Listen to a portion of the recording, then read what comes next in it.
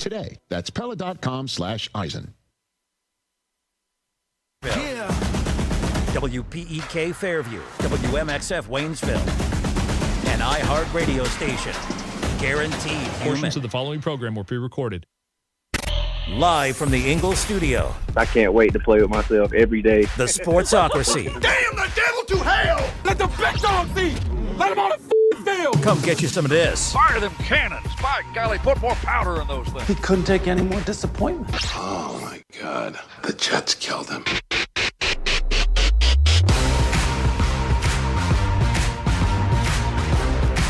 And welcome into the Sportsocracy on ESPN Asheville. Heard everywhere you go on the iHeart radio app and seen everywhere on YouTube. It is NFL Draft Week. Welcome in. It's almost over. It's almost over. It's almost over. I can't wait for it to be over because this is driving me nuts.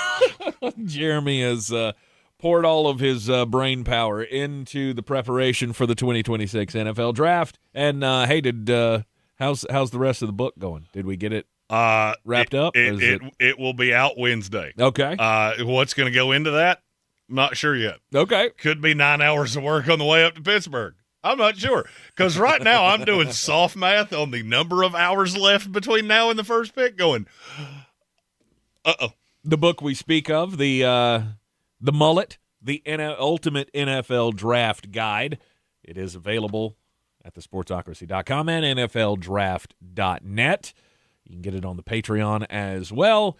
We've got the links hooked up to all of the social medias and in the YouTube comments here. If it's not up right now, it'll be up in just a hair. I'll get it in the YouTube comments here momentarily. Mm-hmm. The Ultimate Draft Guide, Part 1, 390-something pages. And you got more coming on Wednesday. So it's a great value. The full mock is done. There are some wild things that happen. There are two guys that go in the first round that I went, how did that happen? And I'll give you a hint. They play the same position, and I'm really not fond of one of them. Mm-hmm. Mm-hmm. Today on the program, we're going to do my first round mock draft because Jeremy was like, hey, I do all the mock drafts. Tank, why don't you take a crack at this thing? So I'll be honest with you, my first round is not going to have as many deals as are going to happen because the more I've thought about it, I have 6. There is going to be a massive amount. Well, who was it the other day? Was it Harbaugh that said he expected there to be 10? Or maybe it was Joe Shine. For some reason, I'm thinking it was somebody with the New York Giants that said there'll probably be 10 draft night trades. Oh, it's Brett Veach. Was it? Okay, yeah, it was so it's Veach. Yeah. All right, so Kansas City. Now, I will say it is funny that you said Joe Shane because Joe Shane went, President accounted for. I'm here for one. Because we had a big old biggin on Saturday night. That we did. Dexter Lawrence getting traded from the New York Giants. He had the contract impasse. They couldn't work out a deal or an extension. He possibly just got tired of losing all the time. But then he decided, let's go to the Bengals, and that doesn't really play for me. It should. You think this move whips the Bengals into shape? Here's what I can tell you. I'll tell you definitively. I can't tell you that the Bengals are going to be great defensively. Mm-hmm. I can tell you they're going to be better than they were. Sure. And for old Joe Burr, I believe that's probably enough. Well, what's the best the best offense is a good defense? That's what they always say. I don't think anybody's going to be able to run on them all that much. Dexter Lawrence does add a new wrinkle to the Cincinnati Bengals. But the Bengals give up the number 10 pick, and then they get to pay Dexter Lawrence. They already paid him $28 million for a one-year extension that keeps him under contract for the next 3 years. I mean, they're paying him $19 this year, which is one of the better values in the league. Mm-hmm. I feel like you don't like this. I love this.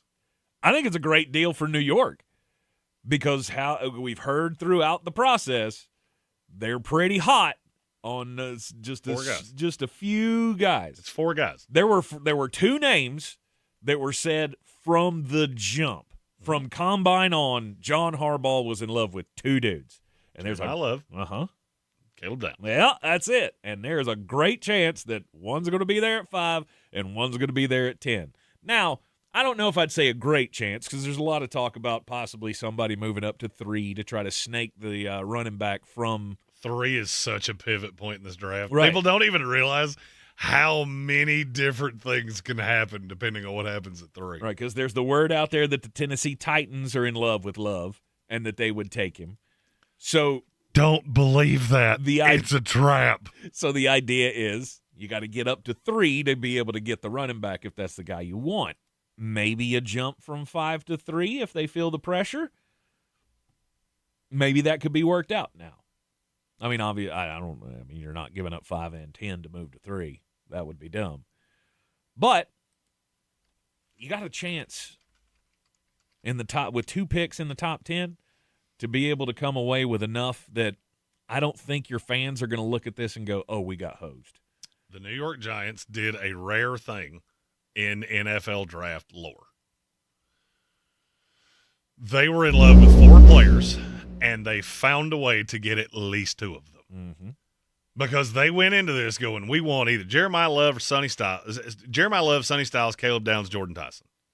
They found a way to get 2 of them. Yes. Giving up Dexter Lawrence, who straight up did not want to be there. Now, I am curious to see, hey, what's the middle of that defense going to look like? Because I'm not sure who you think that defensive tackle is going to be, but I'm not seeing it. Caleb Banks, in the latest mock draft, he goes in a pick that will shock and awe you. Really? His fall in this process is staggering. I love this. And you know why I love this? Let me tell you a little story about how all of these things went down. I was doing the mock draft Saturday when this trade came out. I tried everything I could try to make it make sense that a player Cincinnati would want and value at 10 was going to be there. I never found a way to make it work because it just never made sense. It always made sense that the 3 receivers were still going to be on the board at 10, which Cincinnati has no interest in. So originally I had them trading that pick anyway. I just had them trading back. And then that trade went slightly different way that I feel real good about. 3 trades in the top 10 for me. I don't know what Tank's going to do because I haven't seen his yet. We're going to judge that bad boy in real time. I know what mine looks like. Right. And it's pandalirium. I have 3 trades in the top 7. I have 3 trades in the top 7. I have 5 in the first round. Mm-hmm. That's a lot. That's a lot to project. And I guess I'm going for the gusto. I mean, this year in the media contest, I either finish first or last. I'm going Ricky Bobby style. I have already finished close to last. I have already finished close to first. So this year, you know what I'm not going to do this year? I'm not going to sit back and go, oh, I said that for weeks, and then I boo-boo kidded it when I had to send this in. I will not be doing that. That's the thing to try to remember. What is the latest lie that you need to believe? Because sometimes they work, sometimes not so much. Like after Jordan Tyson worked out on Friday, and apparently it was fantastic. He was great. He ran a 4.3 something, didn't he? The funny thing is there are 2 prospects in this draft class that now, depending on who you talk to, are either screaming up boards or have completely cratered into the ocean. Mm-hmm. And I can't tell who's lying. I have absolutely no idea who's lying. After Jordan Tyson runs on Friday and works out, there were, 18 teams we talked about were there? Mm-hmm. Nothing but – Jordan Schultz said it was more than that. Nothing but Irma Gerd, he's amazing, has come out of that. I've not heard one thing that was like, yeah, but kind of like you said. Like they'll be sitting there, and if there's a yeah, but he's going to come off of more draft boards. Doesn't sound like there was one of those yesterday or on Friday.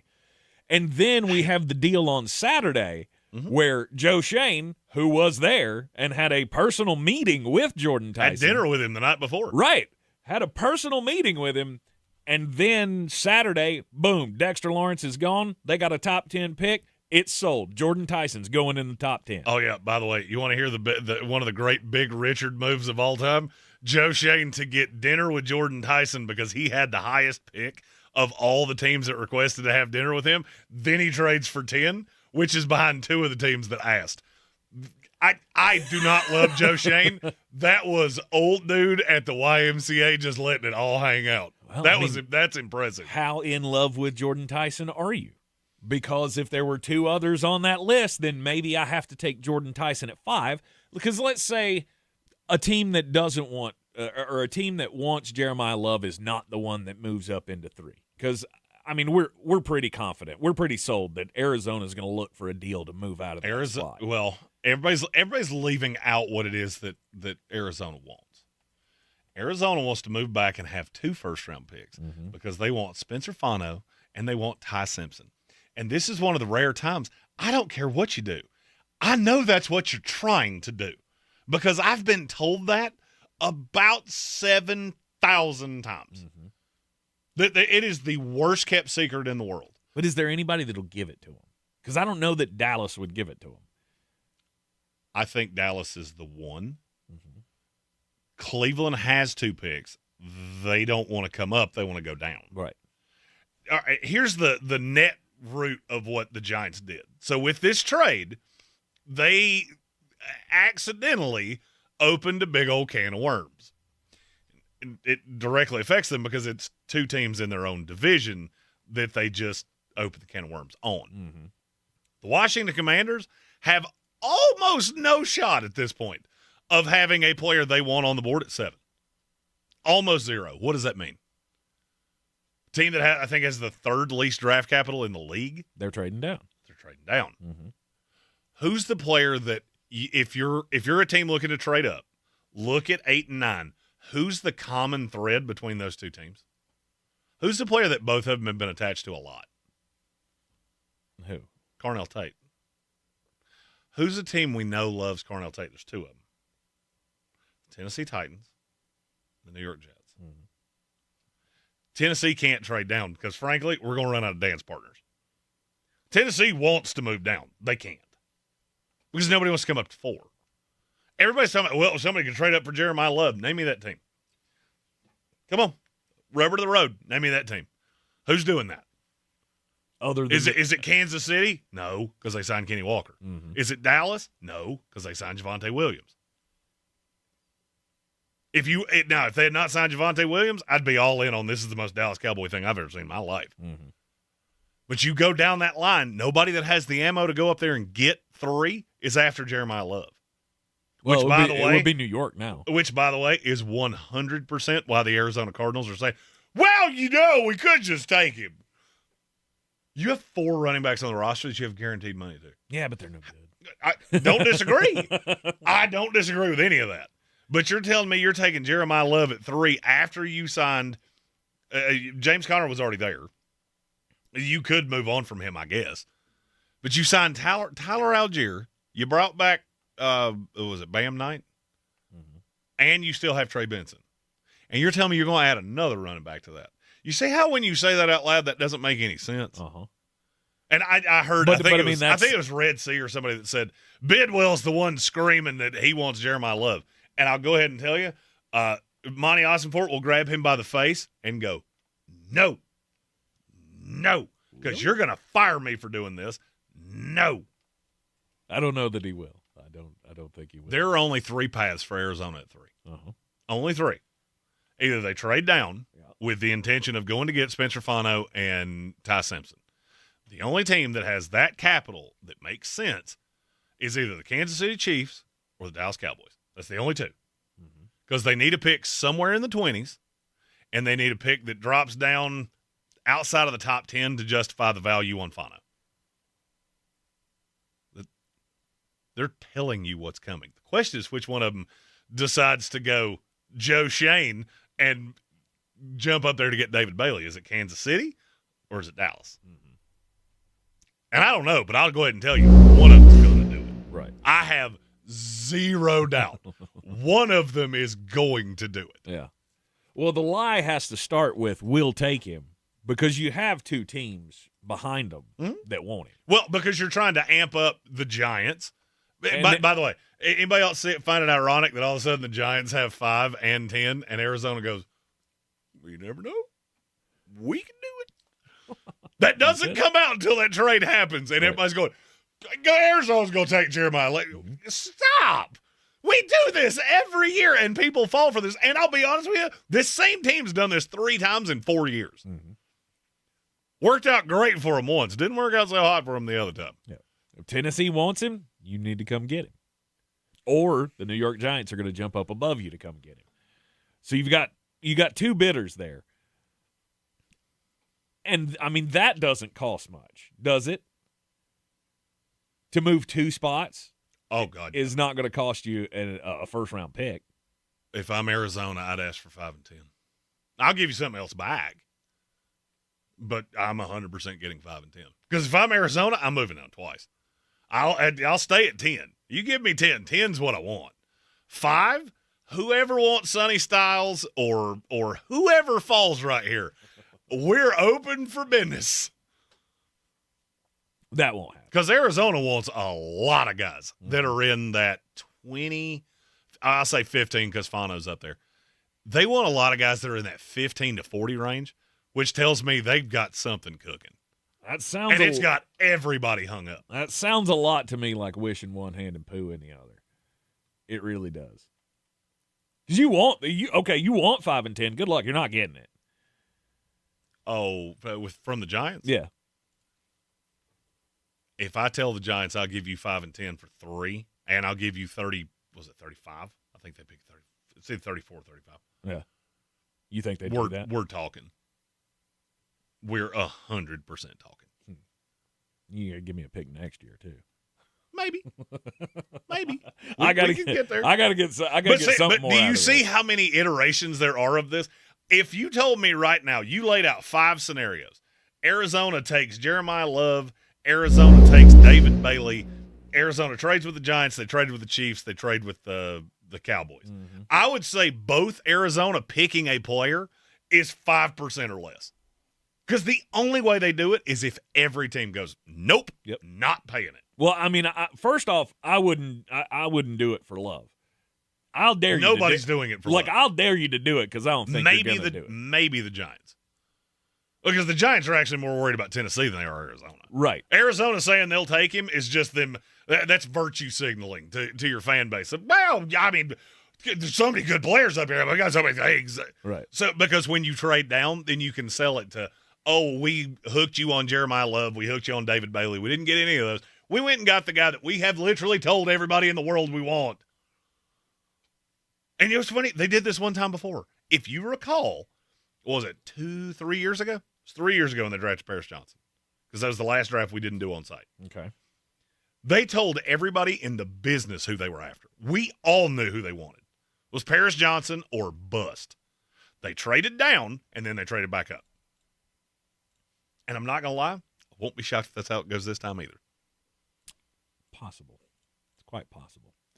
I have a hard time believing that New York made the move, gave up Dexter Lawrence to get a second top 10 pick to turn around and trade it. I don't think that's happening. Okay, now hold on. You're putting words in my mouth there. I'm talking about what Arizona is thinking. I didn't say what the Giants were going to do. The Giants, they might engage you on that, but that's going to get 5 and 30 something. I can't remember. 37. It's going to get into that really quick. We're not giving you 2 top 10 picks to get to 3. No, it's just not happening. No, there's no. We chance want of that. two of 4 players, and we are getting 2 of 4 players. I'll give you 10. I'll give you 10 and something else to get up to 3, and then I pick 3 and 5, and I get everybody I want. Whoever. Now had you not thought of that one? Now, funny story about that one there, my small-headed friend. Uh-huh. I hadn't thought of that one. That one hadn't crossed my idea path yet. Right. That one actually makes way more sense because then they could get Love and, in theory, probably Styles. Because I think Tennessee would take Bailey.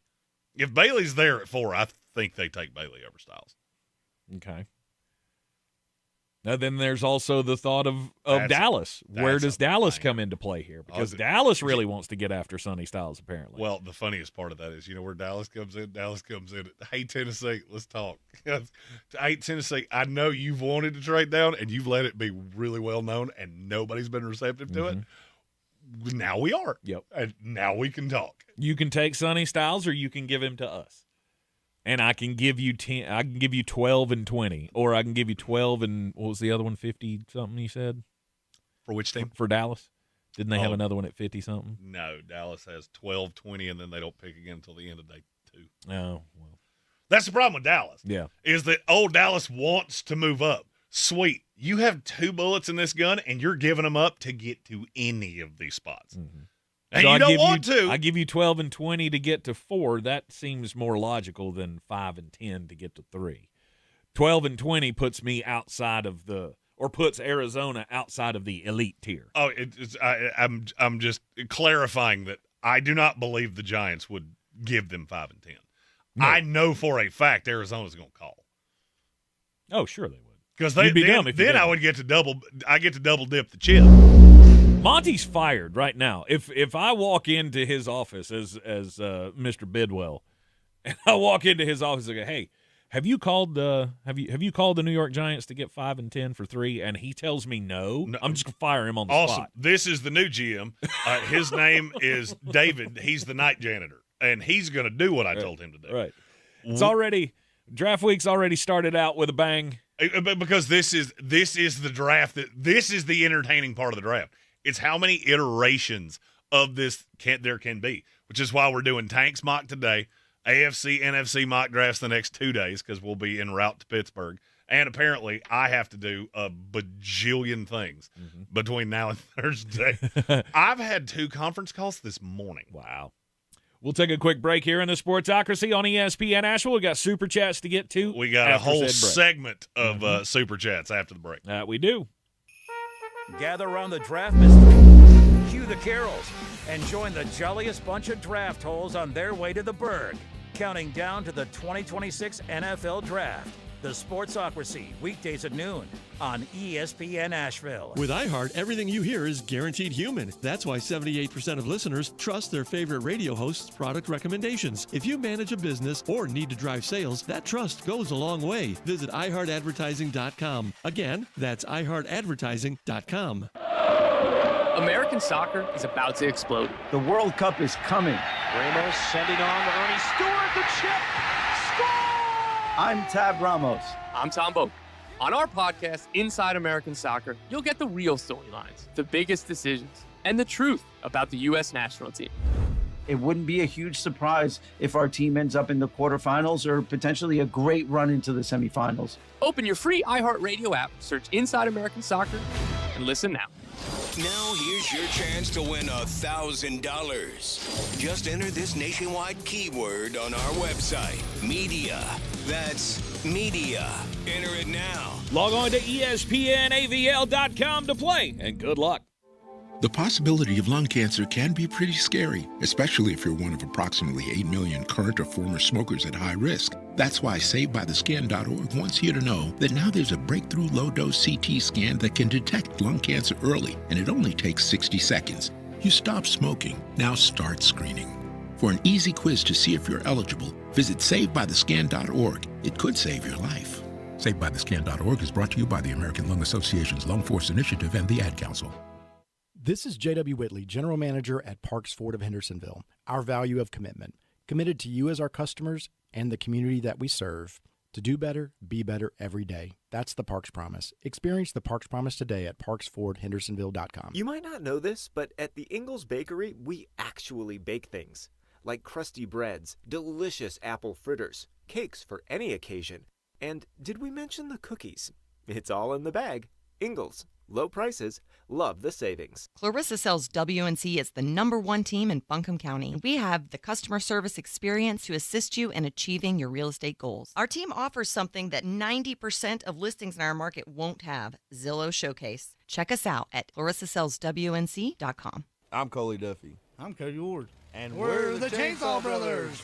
Actually, we're cousins. A few days after Helene, we was in the driveway having a couple beers, waiting on the power to come back on. And we heard so many people calling, needing trees removed, and couldn't afford it. So I called my dad to borrow a chainsaw, and over the next few months, we cleared trees for our neighbors. Our business was born out of wanting to help Western North Carolina get back on our feet. We are fully insured and licensed. We keep our promises, meaning if we say we're going to be there, we'll be there. In these parts, we live how we were raised. When you call the Chainsaw Brothers, you're not a customer, you're family. We're good at what we do, and we do it for a reasonable cost. For all your chainsaw needs, call the Chainsaw Brothers. 828-316-1013.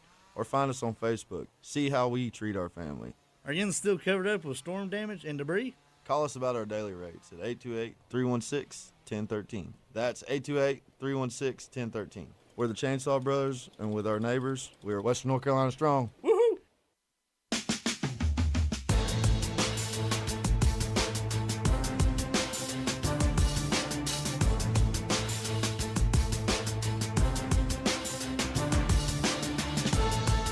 The Sportsocracy. That's the way I feel when my team wins. And if I want to jump up and down when my team wins, and if I want to hug my players when they do good, I'm going to do it.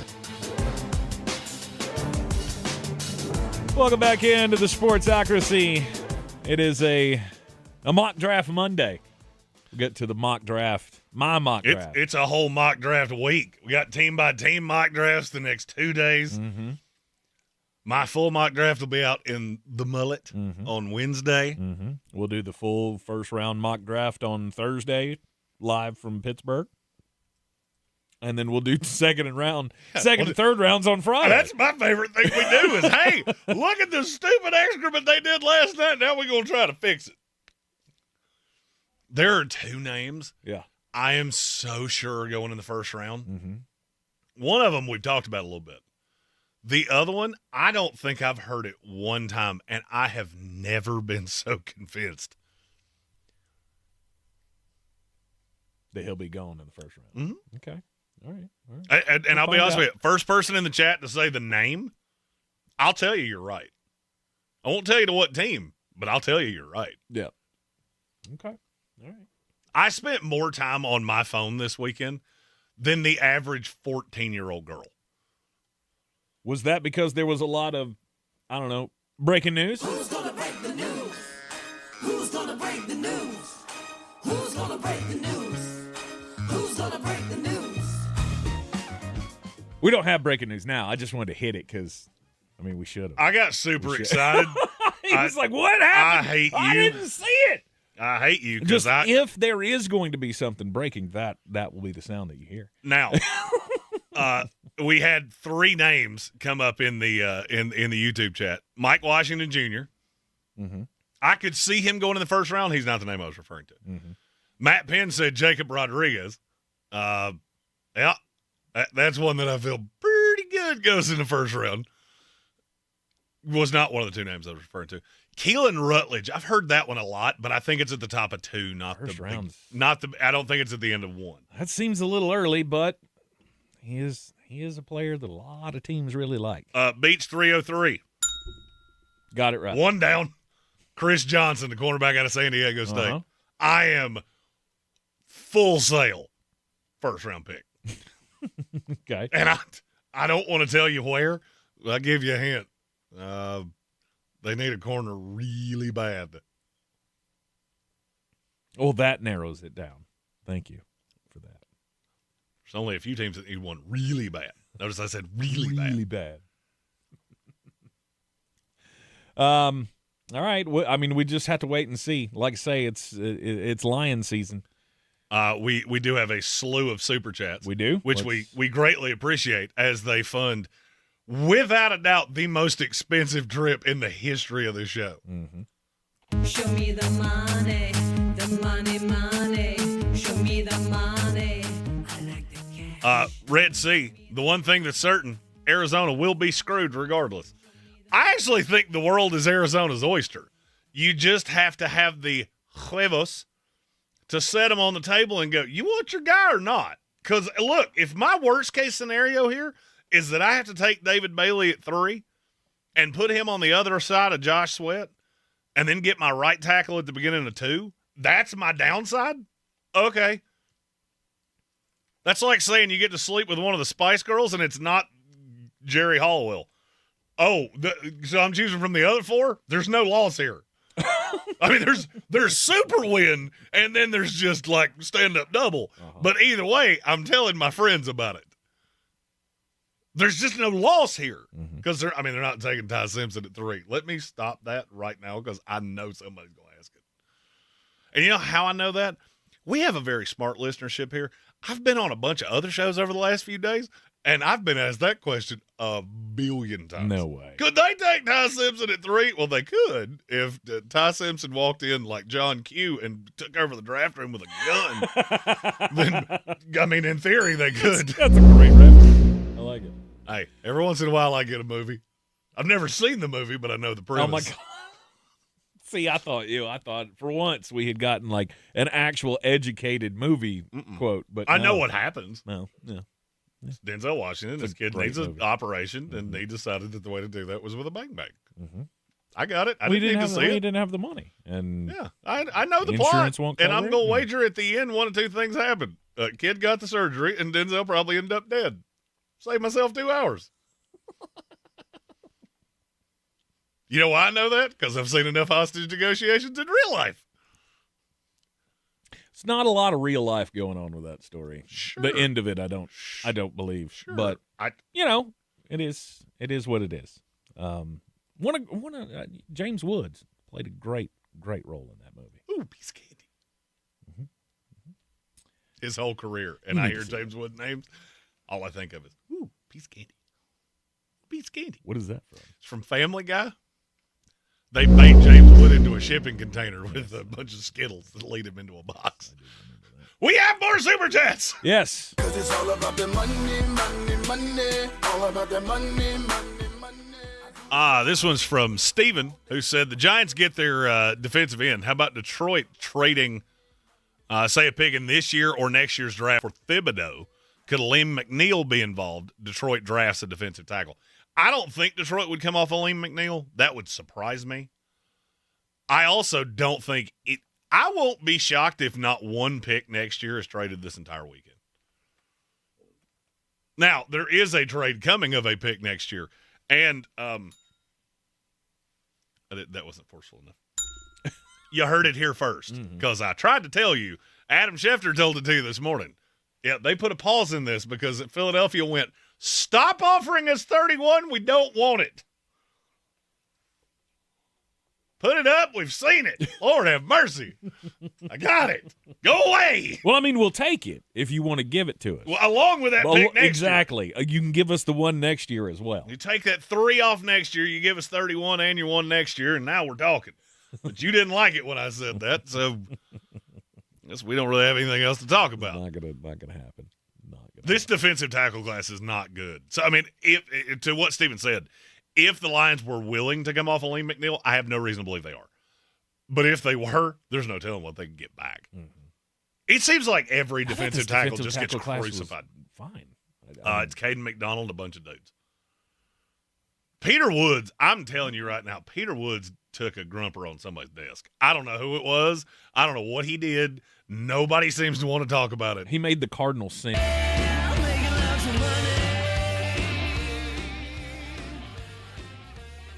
Great North Sports. Yep. Bottom 5 rushing teams last year: Las Vegas, Arizona, Tennessee, Cincinnati, New Orleans. Arizona trading to make this work wouldn't be the worst idea. Well, and you're not wrong there. You're just leaving out a bit. Vegas is completely out of this. Arizona's running backs were killed. Tennessee had Tony Pollard, who was hurt for, half the year? Chase Brown looked like he was running with his eyes closed until the last 6 weeks of the season when he turned into Barry Sanders somehow. New Orleans, that one, I don't think they're trading up. New Orleans seems to want to trade down, not up. Mm-hmm. But, I mean, he's got a point. There are a lot of teams that could use Jeremiah Love. I just don't think there's a ton of them that are going to give up what it would cost to get the 3. All right. We have more Super Chats. More Super Chats. So fresh, we ball, no stress, 'cause we making that money. It's from Colin, who said, did you listen to my Chiefs GM, one Mr. Beach, on Media Day? At this point, with the draft just 3 days away, nothing the Chiefs do would surprise me. There is something Kansas City could do that would surprise me, and that's sit at 9 and take a receiver. That's going to shock me. I'll be honest with you, if a receiver goes in the top 9, I'm going to be dumbfounded. Because I don't know why. There are so many receivers in this class. Mm-hmm. Oh, and by the way, after doing the mock draft, I love taking victory laps when I'm right. Yes. Well, this is a time I have to have some contrition that I was wrong. Mm-hmm. You remember the thing I said about all the receivers getting pushed down because there were so many of them? Yeah. You should disregard that. I was drunk that day because that's not going to happen. I ran the mock draft 3 times, the same way I always do. I cannot find a way that there's not at least 12 that go in the first 2 days. Okay. They're not going to get pushed down. Mm-hmm. There's too many teams that need them. And there's too many that fit very specific roles on very specific teams. KC Concepcion. Yeah, he's going in the first round. It's going to happen. I didn't say he should, but he's going to. Mm-hmm. All right. And then? Another one. Show me the money, money. Show me the money. I like the cash. Colin asked, does David Bailey fit Kansas City's defense? I'll be honest with you, I think David Bailey fits anybody. I don't know what scheme it is that he could possibly be asked to play in that he couldn't do it in. Mm-hmm. I've always liked Bailey. Look, you're talking to a guy that's a Jets fan. We picked 2, and I'm convinced they're taking Arvell Reese. I have Bailey 2 spots higher. I have 5 premium grades in this class. Bailey's one of them. Wow. Arvell Reese is not. Mm-hmm. I think David Bailey can play with his hand down. I know he can play standing up. And I can't see a team that wouldn't just lose their mind to add him. Yep. And another. Give me those dollars, don't you holler, that's your money, honey. That's what I need. Well, give me those cash. Just look to the next one. Red C said, funny story, our assistant GM's name is indeed David. That's a good call out by you. Monty Austin, that is a good call out. Mm-hmm. Monty Austinfort, David Bidwell. No, we're not taking Jeremiah Love at 3, no matter how bad you want him. All right, we'll take a break here in the Sportsocracy. We got 2 more to get to. We can get to them after the break here. And it is NFL Draft Week. We'll be heading out tomorrow, heading to Pittsburgh, Pennsylvania, on the last leg of the Eagles Living the Dream tour. We're recording mock drafts on the way to Pittsburgh because we can do that. That's right. You can follow along with us on all the socials and, of course, right here on ESPN Asheville. ESPN Asheville. Your mountain weather forecast. Good-looking weather, but again, need rain. But now the chill's in the air, so a bit of a break from the warm for now. But quickly, temperatures modifying midweek. 65 sunny today with a breeze gusting out of the northwest. Overnight tonight, 35. Some spots near freezing. There is a frost advisory through early tomorrow morning. Then sunshine tomorrow, 75. Wednesday, sunny, milder, upper 70s. And by Thursday, we'll hit 80. For the Weather Channel, I'm meteorologist Ray Stajic. This report is sponsored by Lowe's. During Lowe's Deck Days, pros get 15% off all in-stock composite decking. Plus, get a free DeWalt 20-volt max 5-amp-hour battery when you buy a select DeWalt tool. Shop the brands pros trust at Lowe's. Valid through 4/22 while supplies last. Selection varies by location. This is J.W. Whitley, General Manager at Parks Ford of Hendersonville. Our value of urgency, timely, responsive, focused, prioritizing you as our customer and the community that we serve to do better, be better every day. That's the Parks Promise. Experience the Parks Promise today at parksfordhendersonville.com. I need a little range, step to the range, come on, meet me at the Introducing the new Chick-fil-A Jalapeno Ranch Club Sandwich. With that juicy Chick-fil-A chicken on a buttermilk ranch bun, jalapeno ranch sauce, and pickled jalapenos, it's a little ranch with a lot of kick. The new Chick-fil-A Jalapeno Ranch Club with original spicy or grilled filet. Available for a limited time only. Order ahead on the Chick-fil-A app. The iHeartRadio app now has presets, just like in the car. You're our number one. Make us yours. ESPN Asheville, the mountain's favorite sports station, streaming 24/7. Your home for the Sportsocracy. Weekdays at noon. The Tar Heels and Atlanta Braves baseball. Got something to say? Love you. Well, just tap the red talkback mic on the free iHeartRadio app. Let's go. Requests, contests, or just to say hi. Hey, this is Heather. Get your voice on the air fast. I got the windows rolled down, the moonroof open. Open the iHeartRadio app and try it now. At Ingles, we know that fresh means local. The best ingredients don't come from a world away. They come from your own backyard. From the farms we support, to the stores we love, to the tables you treasure. Ingles, we're with you every step of the way. Selling your home? Don't settle for average. Our real estate team at Clarissa Sells WNC and eXp Realty offers Zillow Showcase, an exclusive AI-powered listing experience available to just the top 10% of all listings in our area. With immersive media, cutting-edge design, and elevated marketing, Showcase listings, they go pending quicker and sell for up to $9,000 more than standard listings. Ready to stand out in a crowded market? Give our team a call today, 828-774-6343, because your home deserves the spotlight. The crack of the bat, the sight of green grass and white chalk lines, the aroma of perfectly grilled hot dogs. If right about now you're simultaneously hungry and ready for baseball, then we've got you covered. At Ingles, we're here for all the fanfare of America's pastime, sponsoring teams from Little League to the pros. So, whether you're the snack parent or just craving that perfect ballpark meal, we've got you covered. Ingles, your official sponsor of baseball season. Do better, be better every day. That's the Parks Promise. Our mission, to improve lives with every interaction. This is JW, General Manager at Parks Ford Hendersonville. Experience the Parks Promise today at parksfordhendersonville.com. That's parksfordhendersonville.com.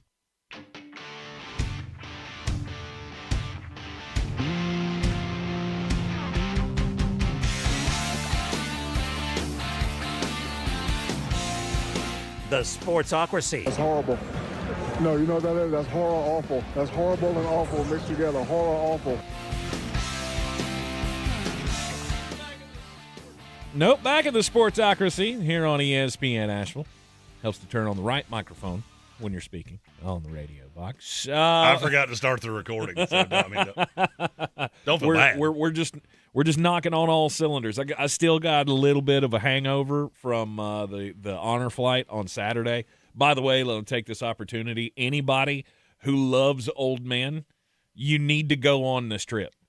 100%. I knew it was going to be her because my wife is in the same boat. She loves little old men. Thinks they're cute as a button. She was talking a different kind of, yeah. She was going down a different avenue. It takes the fun away when you raise your hand and go, ooh, me. It's a lot more fun when I can go right there. That one. That one over there.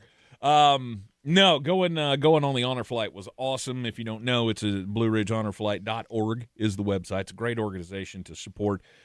Twice a year, they get together as many vets as they can to fill an entire plane. And they have the plane. It's like a 737? Yeah. I saw your pictures. It's like 190 people on this one flight. And it's all organized. Every guardian or every veteran has a guardian. Somebody that's going to stay with them all day long, attend to their needs, make sure that they don't have heat stroke while they're out walking around, or make sure they don't fall down coming down the steps or whatever. I mean, because we had a World War II vet on our flight, 99 years old. He was 18 years old when he got the call to go overseas, and I asked him what he did during the war, and his response to me was, kill Germans. Look, okay, he still understands the objective this long afterward. But most of the guys that were on the flight were all Vietnam vets. And even those guys are up in their 70s and 80s now. But it's a great chance for them to get to go and fly up to Washington, D.C. for free. The vets don't pay for any of it. It's all foundation money, and the Guardians, they pay their way. It's like $500 for you to be a Guardian and go on the flight. You go up first thing in the morning, you hit all of the major monuments, the World War II Memorial, the Vietnam Wall, the Korea Memorial, The Lincoln Memorial's right there as well. Then we went across the river to Arlington and watched the changing of the guard at the Tomb of the Unknown Soldier. Amazing. And, of course, it was an emotional day with all of the vets, remembering their time in the service and things like that. BlueRidgeHonorFlight.org is the website. Give to them. It's a great worthy cause. It's amazing how Jeff Miller and Judge Marvin Pope and all of these guys have got this down to a science now where they could take 190 people and go on a 12-hour trip and get everybody on and off of a bus without anybody getting hurt, without anything disastrous happening, without losing anybody. It was just a great thing. Great thing. You should support it. Okay, now. I'm still tired as a dog from walking around, pushing guys around in wheelchairs for the entire day. You know what I gleaned from that? Blue Ridge Honor Flight's doing great things, and Tank loves little old men. Gambit fan nailed it. If Tank doesn't love little old men, how can he love himself?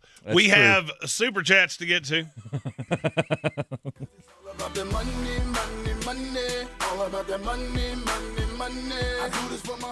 Matt Penn said he's super chatting just to help fund the fireball keg. Yep. There will be one. There will be much fireball consumed. We rented 2 houses. Mm-hmm. Got a lot of people. Mm-hmm. We will also be doing day 3 from inside the theater of our home. Mm.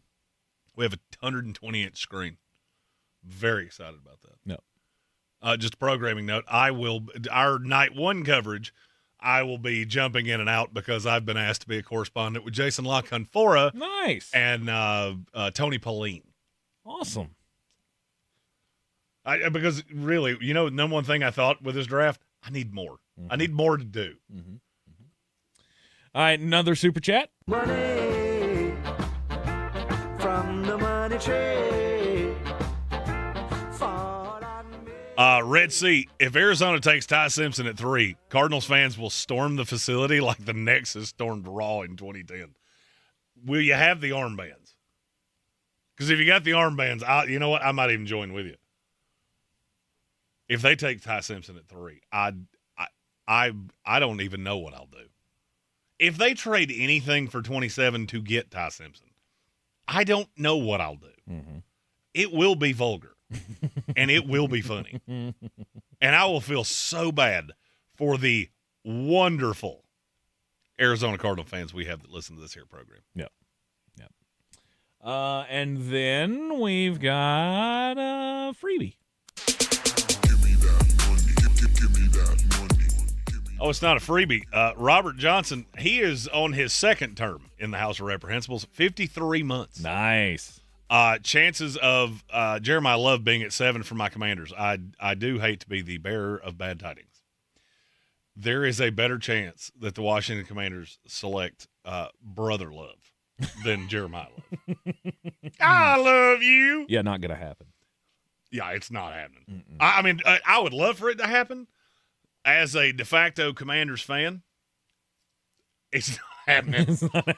It's not happening. No. Unless you trade up to get him, and I don't think you're doing that either. I don't think Adam Peters is in the trade-up mood. I mean, they have thin capital because they have a 2nd-round pick. Right. So it doesn't make sense. I really like the idea of Washington trading down. Mm-hmm. Who's left after the shuffle at 7 is the key thing to me for Washington. Because if they're sitting on the board and I don't know, I'm trying to think who would be. If Bailey was still available, they'd take him. Probably Mansour Delane. But if David Bailey's still available at 7, I'm going to be making a lot of phone calls of who has the picture of him covered in blood with a knife in his hand. Who wants Rueben Bain? If he's still available there? I swear I think Rueben Bain's a figment of the media's imagination. I don't think anybody in the top 10 is really as hot on him as what's been said. Mm-hmm. Because the short arms are going to get teams. Oh, by the way, final mock draft, wait till you see where Cassius Howell lands. I didn't see this coming, but I took all of my notes, compiled it, and just watched him go full Wile E. Coyote. Just Would you like to know where he goes in the Tank Spencer mock draft? I bet I know. Too high. Would you like to hear it again? You're in the same boat as me, because I have him hearing his name on night 2 as well. Yeah, I don't know. Once I got into the motions of the first round, that was one name that just kept on a falling. And maybe it's true. Maybe the arm thing does matter. Like, it would be weird if it worked out the way that I did it, because you got one guy who gets knocked for the short arms, another guy who short arms really didn't matter all that much. How much do they matter is the big question. This info with what I said at the end of in the last segment should be tipping my hand on who that random person is that nobody sees going in the first round, and I'm convinced of it. Yep. We'll do my mock draft coming up after the top of the hour break here. I'm excited for this. We've never done the tankerous mock. We have not. I always just generally rely on Jeremy to do his, and I don't weigh in much. But hey, we're going to give it a shot here. Since Jeremy swears I'm not as good at this as he is, but I'm not bad at it. So we'll see. I'll put it this way: I deal with a lot of people, and all these shows are set up the same way. Is that there's always a point guy, and then there's an analyst. There is no other point guy I would rather have in the business than you, and I've worked with a lot of them. Thank you. I appreciate that. We got another super chat from Andreas. Money. Yes, I'm talking about money. He says he's been hearing 2 names with his Saints. Those are Bain and Tyson. Have you heard anything? You should be looking at Caleb Downs way more than you are. Okay. I don't know this, but let's take out the guys that I know are not going to be there. So let's take out Arvell Reese. Mm-hmm. Let's take out David Bailey. Mm-hmm. If I were a betting man, from what I have heard, I would say the board for the Saints goes Mansour Delane, 1. Mm-hmm. I think Jordan Tyson maybe 2. Bain is probably the emergency 3. In case of emergency, pull ripcord. But there is one thing that I will caution you, and Bob Brown just said it in the YouTube comments. Jeremy, you mentioned you can't get the idea of Howie landing Downs out of your head. What do you see? I see a Philadelphia team that is going to be hyper mobile. Ask yourself this question. Why did that A.J. Brown thing come out today? Why did it come out today? I think I know. Okay. Because they're going to take a receiver in the first round. And I have a feeling his name rhymes with Lomar Looper. Yes, thank God I have bypassed that with the Jets. Now, that means they're going to do it, and it's going to catch me as a sucker punch because I stopped paying attention, and then I'm going to get real pissed. So, what I see with Caleb Downs is the one thing that could sidetrack that Omar Cooper scenario. Yeah. Caleb Downs would have to fall to a certain point. The Giants trading to 10 kind of killed that. Mm-hmm.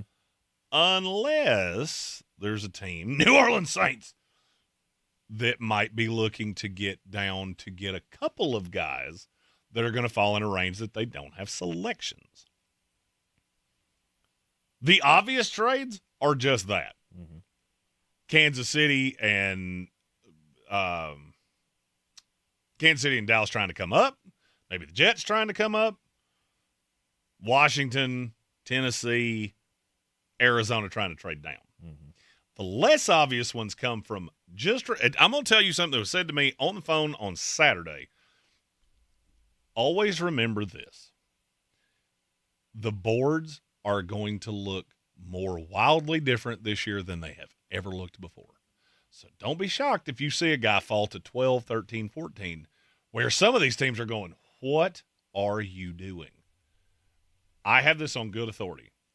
No team in the NFL has more than 20 first-round grades. Mm-hmm. They're not the same 20 guys. What does that tell you? That means we're going to get into the mid-teens, and it's going to turn into Thunderdome. Mm-hmm. Could be curveballs left and right. Because the good teams that have picks at the back end of the first round, they don't want to have guys on fifth-year options that were second-round picks. So if they've got a guy that they're in love with, C.J. Allen, it makes all of that make perfect sense because there are 4 playoff teams that C.J. Allen makes sense with. Got to get in front of Dallas because that's been pretty well known. Dylan Theinman, that's another one. Don't be shocked if he doesn't make it to 18. It pushes all the peripheral pieces down. So like Caleb Downs, Kenyon Sadiq, guys that play positions that are not value positions. Don't be shocked if those guys go lower than you're thinking. You're in the Sportsocracy. This is ESPN Asheville. Tank Spencer mock draft, number 1. Coming up after the break here on ESPN Asheville, your Draftmas Central. Don't forget, follow us now so you can follow us all week in Pittsburgh on the Ingles Living the Dream Tour. We'll be right back. ESPN Asheville, your mountain weather forecast. Good-looking weather, but again, need rain. But now the chill's in the air, so a bit of a break from the warmth for now. But quickly, temperatures modifying midweek. 65 sunny today with a breeze gusting out of the northwest. Overnight tonight, 35. Some spots near freezing. There is a frost advisory through early tomorrow morning. Then sunshine tomorrow, 75. Wednesday, sunny, milder, upper 70s, and by Thursday we'll hit 80. For the Weather Channel, I'm meteorologist Ray Stajic. This report is sponsored by Straight Talk Wireless. Every now and then you find a deal that actually feels like a win. With Straight Talk Wireless, you get more and pay less. Now that's a good deal. No contracts, no credit checks, no surprises, all on Verizon's 5G network. Find it in the same place you've always found straightforward prices, exclusively at Walmart and StraightTalk.com. You know what your customers are doing right this second? The exact same thing you are, listening to me. Which, let's be honest, is kind of flattering. But my point is, ads on iHeartRadio actually get heard. In the car, at the gym, on the couch, while people are walking their dogs. Who's a good boy? Who's a good boy? You're a good boy, that's right, you're a good boy. So why not make the next ad about you? Get started today. Call 844-844-iHeart or go to iHeartAdvertising.com. That's 844-844-iHeart or iHeartAdvertising.com. Dell PCs with Intel inside are built for the moments you plan and the ones you don't.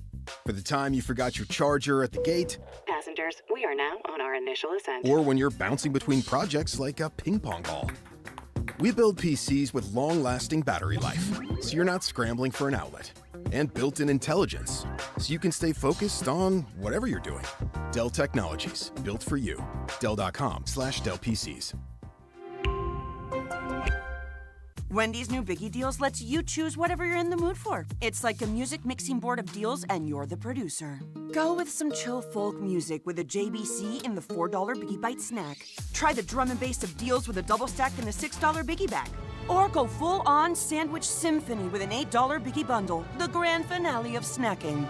And the best part? They all come with napkins. $4, $6, and $8 Biggie Deals how you want them at Wendy's. Price and participation may vary. Single items at regular price. Prices may be higher in Alaska, California, and Hawaii. True Green, the easiest way to get a golf course quality lawn. Don't wait. Sign up at TrueGreen.com and get your first application for $9.95. True Green, the official lawn care treatment provider of the PGA Tour. Let the pros do the work so you can enjoy your weekend. Restrictions apply. See site for details. Every now and then you find a deal that actually feels like a win. With Straight Talk Wireless, you get more and pay less. Now that's a good deal. No contracts, no credit checks, no surprises, all on Verizon's 5G network. Find it in the same place you've always found straightforward prices, exclusively at Walmart and StraightTalk.com. Clarissa Sells WNC is the #1 team in Buncombe County. We have the customer service experience to assist you in achieving your real estate goals. Our team offers something that 90% of listings in our market won't have, Zillow Showcase. Check us out at clarissasellswnc.com. This is J.W. Whitley, General Manager at Parks Ford of Hendersonville. Our value of urgency, timely, responsive, focused, prioritizing you as our customer and the community that we serve to do better, be better every day. That's the Parks Promise. Experience the Parks Promise today at parksfordhendersonville.com.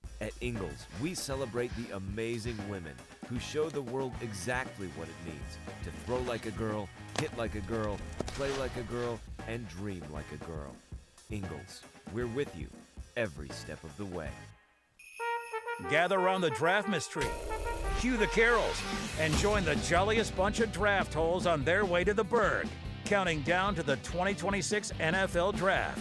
The Sportsocracy, weekdays at noon on ESPN Asheville. All children deserve to feel safe and loved. Foster and adoptive parents are greatly needed in Henderson County for children 10 to 17. 43% of Henderson County kids are placed out of county because there weren't homes in the county to take them. Your connection matters. Share this information to help us increase awareness in the community. Learn more about fostering, adoption, and other ways to support. Visit WNCHomes4kids.com. WNCHomes4kids.com. The next 30 seconds could save you hundreds on your car insurance. At The Hartford, we're passionate about your protection. If you're 50 or over, AARP Auto Insurance from The Hartford gives you benefits that really matter. And you could save $597 when you switch. How's that for a little peace of mind? Visit trusthartford.com today. The Hartford, your protection is our passion. The Hartford Insurance Group, Inc. pays royalty fees to AARP for the use of its intellectual property. AARP and its affiliates are not insurers. Savings vary. Every now and then you find a deal that actually feels like a win. With Straight Talk Wireless, you get more and pay less. Now that's a good deal. No contracts, no credit checks, no surprises, all on Verizon's 5G network. Find it in the same place you've always found straightforward prices, exclusively at Walmart and StraightTalk.com. Lots of places can expose you to identity theft. Oh, no. That's why LifeLock monitors hundreds of millions of data points a second for threats to your identity, which is way more than anyone can do on their own. If we find anything suspicious, like new loans or changes to your financial accounts, we alert you right away, all through text, phone, email, or the LifeLock app. Get the alerts that could make all the difference. Save up to 40% your first year with promo code NEWS at LifeLock.com. Terms apply. ESPN Asheville. Yeah. WPEK Fairview, WMXF Waynesville, an iHeart radio station, guaranteed human.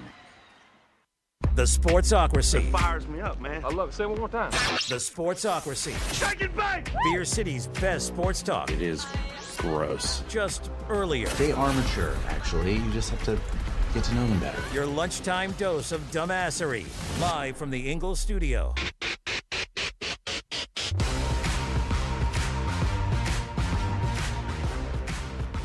Welcome back in to the Sportsocracy on ESPN Asheville. Counting down the hours now to the 2026 NFL Draft, or at least the 2026 NFL Draft road trip starts tomorrow morning at 9:30 a.m. It's almost over. We'll be I can see it right there. We'll be loading up in the old Appalachian motor coach, hitting the road for Pittsburgh, PA. Got Eddie driving us. We're going to be recording mock drafts the whole way up. Let's go. Content machine. We're recording mock drafts on the way? I thought I was going to get to sleep on this trip. You can sleep some of it. Listen here, Chuckles. I've slept 8 hours in a month. Well, you're used to that. Hashtag built different. I need CPs. Careful, I'm starting calling you like the cherub. Oh, I declare he only got 6 hours of sleep last night. I mean, that'd be great if I could sleep 6 hours on the way up there. For me, it's a good week when I've slept 6 hours total. That's not good. You should see somebody about that. I have no fear. 1 week from now, we're going to get to about 60. 60 hours? A week. 60 hours a week. Yeah. Well, that'll be much better. Might go even more aggressive than that. Might go 80. I don't think you will. I probably won't. I bet I'll be breaking down Bill Workman's list of 2027 guys by Thursday next week? Probably. Because I am a crazy person. He is. He's that's why his handle is at the NFL Draft Nerd, because he just can't stop. Won't stop. As long as he has now the backdrop of a bigger nerd in Bill Workman, then he is doomed for life now. Or as long as Bill lets him hang around. Or vice versa. Oh, yeah. If I ever give Bill the passwords, I'm screwed. Cut you out. It is NFL Draft nerddom all week here in the Sportsocracy. I'm very excited for this because I don't ever get to just sit back and let a mock draft happen. And now I will warn you, I am fully prepared, if need be, to boo. Yes. Well, you can boo the first pick all you want to, but it's going to happen. We all know. I didn't really think we had to do the first pick. Oh, any other way. I've said many times that I'd if I were the Las Vegas Raiders, I wish I'd had the first pick in any other draft besides this one.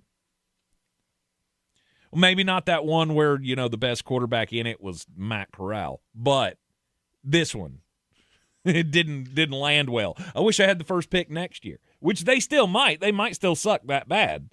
I'm going to go on a limb and say they don't. I would doubt it. Because do the Miami Dolphins still play in this league? They do. They'll be fine. Yes. But you're going to take a quarterback this year because you have to, and that takes you out of the class next year if Fernando Mendoza sucks on ice, which I don't think he will.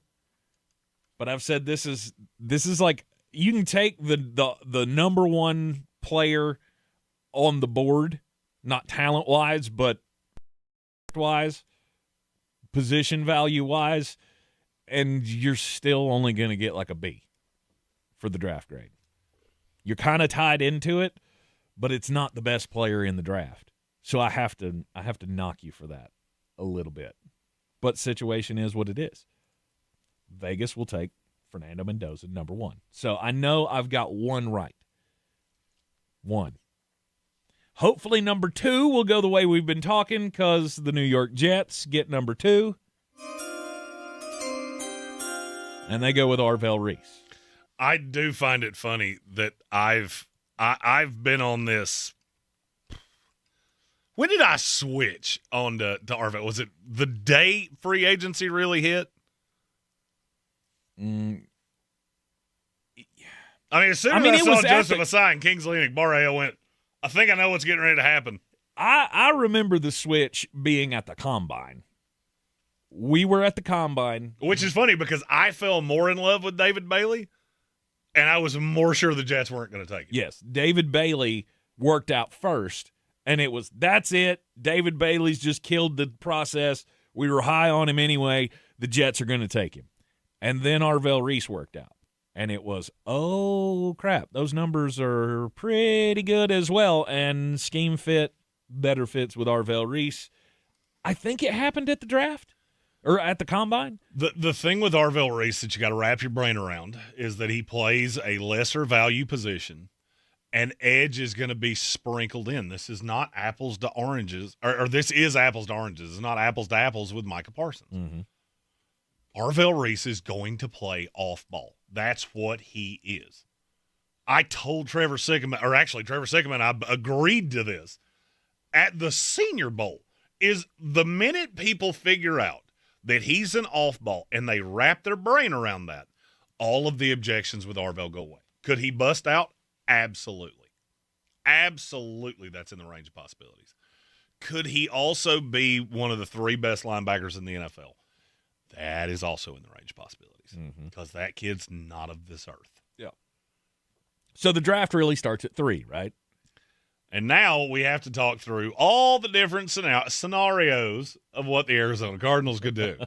Let's wipe one off the board right now. Yeah. I get it. Jeremiah Love's plus 225 to go number 3. Mm-hmm. If you bet on that, I mean this, I think you're a sucker. Mm-hmm. David Bailey's the pick. Well, I do have somebody trading into that 3 spot, but it's not for Jeremiah Love. What do the offers look like? So Kansas City, I think Kansas City would be interested. Mm-hmm. I don't know that they're going to give you what you want. Like, I think Kansas City's looking at, we'll give up 9 and 40. Mm-hmm. We're not giving up 9 and 29. Yeah. Could be. I had the Dallas Cowboys trading up from 12. It does feel like a Jerry Jones move. And you're giving up the 12th pick in this draft. You're giving up a 2 next year. They don't have a 2 next year. Oh, they don't have a 2 next year. No, they're no, it was a 3. It was a 3 next year and a 3 this year. No way. No way. Laugh you out of the building. I mean, literally laugh until they defecate on themselves. You will give up 12 and 20 or you will not get up here, period. Mm-hmm. That's been the sticking point with this Dallas negotiation the whole time. Mm-hmm. Now, here is where I am a little bit different from all the other nerds. I don't think Jerry Jones is averse to that. I'll tell you why. Been a couple things that have happened in the last few days. I know for a fact that their plan was to go Jermod McCoy, Keldrick Falk. That was the plan. If we stick at 12, we're going to go Jermod McCoy, Keldrick Falk. And then this little thing happened. Jermod McCoy's knee condition has been flagged as degenerative.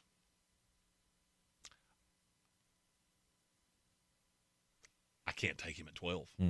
I can't. For me, the window on McCoy doesn't open up until 16. I think 12 is – I mean, I would be fine going Falk, McCoy. The problem is that I don't know if he's going to get there because I think McCoy goes somewhere between 16 and 19 because I don't think he'll get past Carolina. Carolina will go, you know what? This goes this way. No way Kenyon Sadiq's here. So, no, Dallas is locked in. It's 12 and 20 or you're not up here. Yeah. Well, in my scenario, they traded up. It accepted the offer, so they traded up. Yep. Oh, hold on. Our buddy Clay got me a little gift a long time ago. The old gavel. It was just for this. I have this lovely House of Reprehensibles gavel. Shenanigans. 12 and 20 or no trade. We will not allow this to descend into madness. Problem is, that's what Arizona wants, but is anybody giving that? Yeah, Dallas. I'm not giving it if I'm the only one. Oh, I think Kansas City give 9 and 40. The problem with Dallas, you don't have any other options. You've given up everything else. And I don't really care about your picks next year if I'm Arizona. Now, if Dallas wants to trade with Dallas, or if Dallas wants to trade with Cleveland, that'd be difficult. That'd be something. Listen, Jerry. Yes, Jerry. I would really like that pick you have, but you can't have it. I need me some glory hole. And that pick is.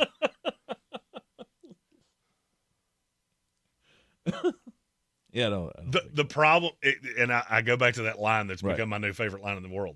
It ain't so funny when the bunny's got the gun. Arizona's fallback here is cool. We'll sit here and take David Bailey.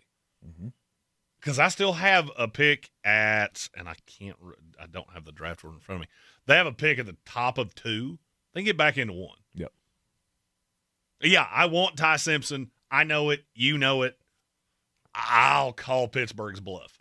So now the question is, do you still make the deal if you're Dallas if it's 12 and 20? No, not a chance. Then who do the Arizona Cardinals pick? Because you ain't getting it for 2 threes. You couldn't get from 12 to 9 for 2 threes. Really? You did this in PFF Simulator, Of course didn't you? I did. Yeah, you did. Their trade values are stupid. That's the reason that I do them myself. Yes. So I have to change this on the fly? Yep. All right. Welcome to Mock Draft Tank. I told you. I reserve the right to boo. And when we go shenanigans with goofy trades, well, then I guess the pick would have to be David Bailey. I firmly believe Dallas still give up 12 and 20. Because you're locked in. You're doing that thing. Because I'll be honest with you, I know what you're going to do here, and I'm going to goad you into doing it. In most years, I wouldn't want to do that. The problem is that the 12th player in this class would be the 25th player in most classes. The player at 20 would be 40. So let me ask it a different way.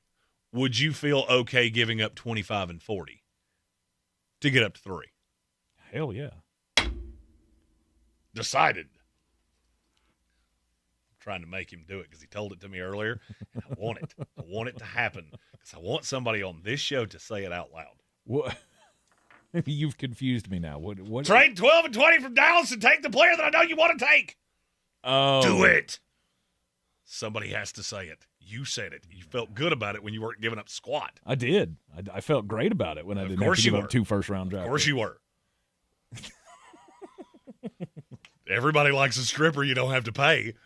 It's just free boobs. Got to get that wallet out and pay there, big boy.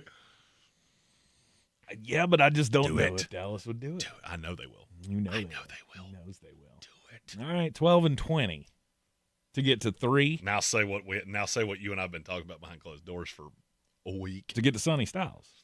That's the one. That's the thing. It makes more sense if you look at what Dallas did for this to be Sonny Styles than for it to be David Bailey. Because they have pass rushers. Are any of them David Bailey? No. Do you know what they don't have? A linebacker at all. The hardest part of my mock was, how do I do it? The only way is Arizona. That's the only path. But he's the player that makes more sense.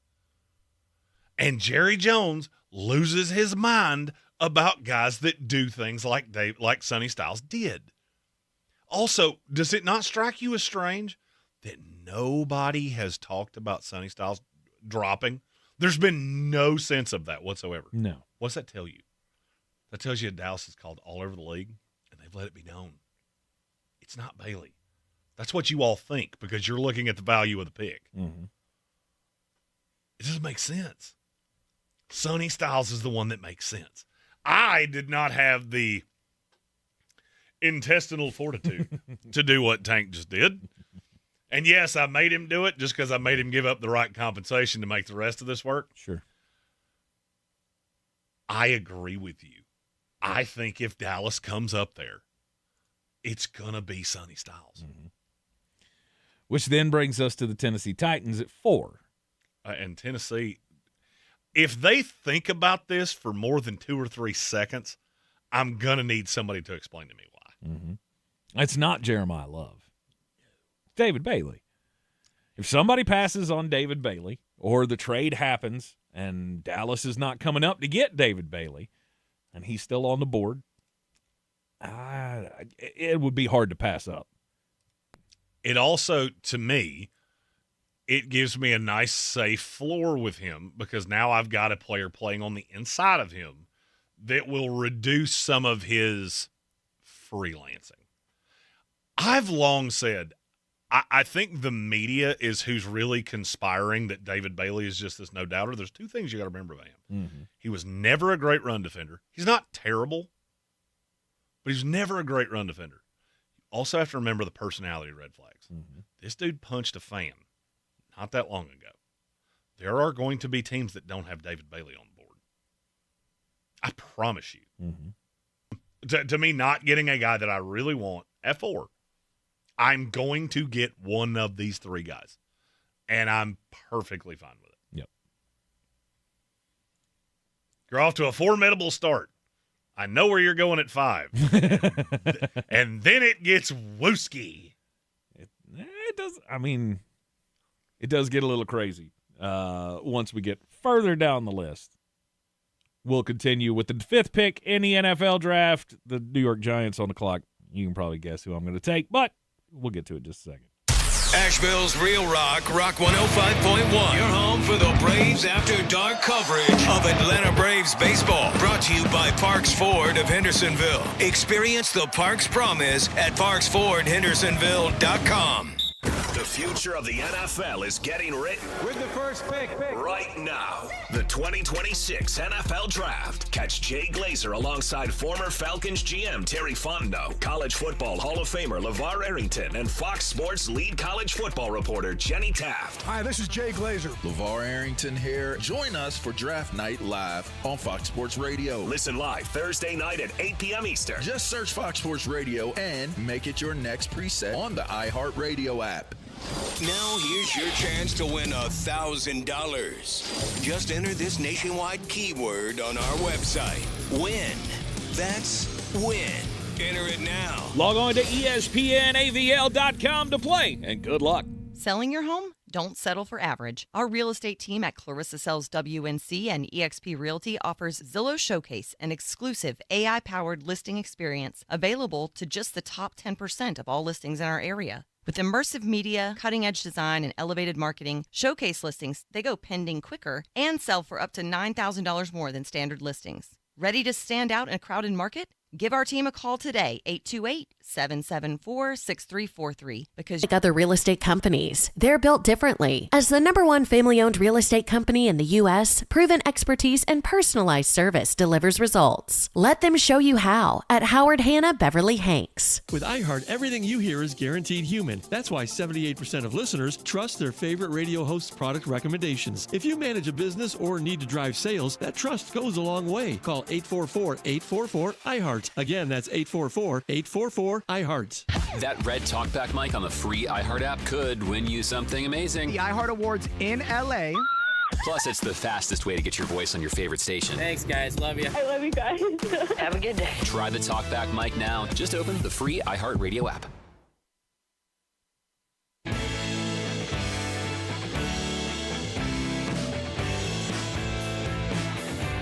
The Sportsocracy. Hello, everybody. This is good old JR Jim Ross, WWE Hall of Famer. Boy, these boys are smart. You talk about goofier than a pet coon. Let me tell you something.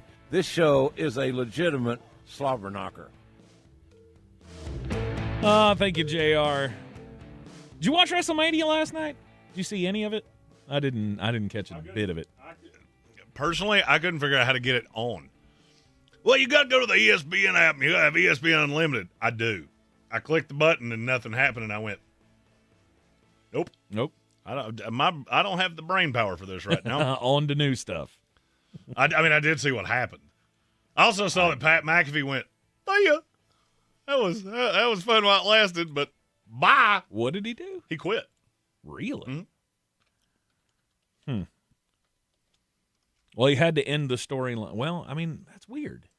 Well, I mean, the storyline was he was leaving WWE for good, and Randy Orton did lose. Really? Okay. I didn't know. I don't know what the storylines are right now, but I was thinking, well, in time for him to come back for football. Wait a minute. Nope. He's still got like 3 months left before he'd have to quit. He's also got 2 kids less than 3. He might be looking at the offseason going, hey, that'd be fun. Let's do that. Maybe so. Everybody's telling me about this Chris Sims mock draft, and I now got to go look. Yeah, it's. I mean, there's some. Chris Sims is always good for a good laugh or two. There's some things in there. Oh my. Well, we have one in common. Number 1 is definitely in common. Number 2 also. 3, Jeremiah Love to the Arizona Cardinals. That's where you lost it. Just okay, sure. There's plenty of running backs already on that team, but you can trade some of them or cut 1, 2. I don't know. Waste money. That'd be fine. It'd be a great Arizona Cardinals thing to do, wouldn't it? This has gotten considerably dumber as I've gone on. Like, it got so dumb, it's not even fun. Mm-hmm. It's like he just laid his head on the keyboard like. He just put it on random and see where it ends up. He cranked up randomness on PFF. Randomness, 1,000. Competence, 0. He's got Kristen Miller in the first round in Houston. He has Chase Basantis in the first round to the Seattle Seahawks. Look at that. I had to close it because I'm afraid it's good. I'm afraid, frankly, I'm afraid I'm going to get that on my clothes. So that's got to go. That's got to go. All right, let's continue with the Tank Spencer mock draft. Tank Spencer mock draft. Exponentially better than the Chris Sims mock draft. We are at the number 5 pick. I don't care if you take Daffy Duck to play wide receiver for the Pittsburgh Steelers. That's completely fine. That's not it. The New York Football Giants, who are picking at 5, just made the trade to get the 10th pick in the draft from the Bengals for Dexter Lawrence. They get their guy. Jeremiah Love falls to 5. All because the Dallas Cowboys threw a wrench into the process. I think Tennessee would consider taking Jeremiah Love at 4 unless one of the edge rushers is there. And if David Bailey or Arvell Reese are there, they will stay in that spot and take them. All I'm going to tell you is Sonny Styles is actively plus 500 to go 4. And I needed a taste of that, and I got a taste of that. Mm-hmm. So if Dallas doesn't trade up, you feel pretty good. I do. But they did, and they threw a wrench into the process. And the New York Giants sit here and go, hey, John Harbaugh popping champagne bottles because he gets one of the guys that he really, really likes. Jeremiah Love at 5 to the Giants. But what about Cam Scatterbo? Nobody cares. I mean, he's a fine piece as a part of a committee. He's a really decent number 2. Congratulations, you have a goal line back. Mm-hmm. The Tampa Bay Buccaneers paid like $7 million a year for one of those. You knew it was coming. I did not know it was coming, and I don't like that it happened.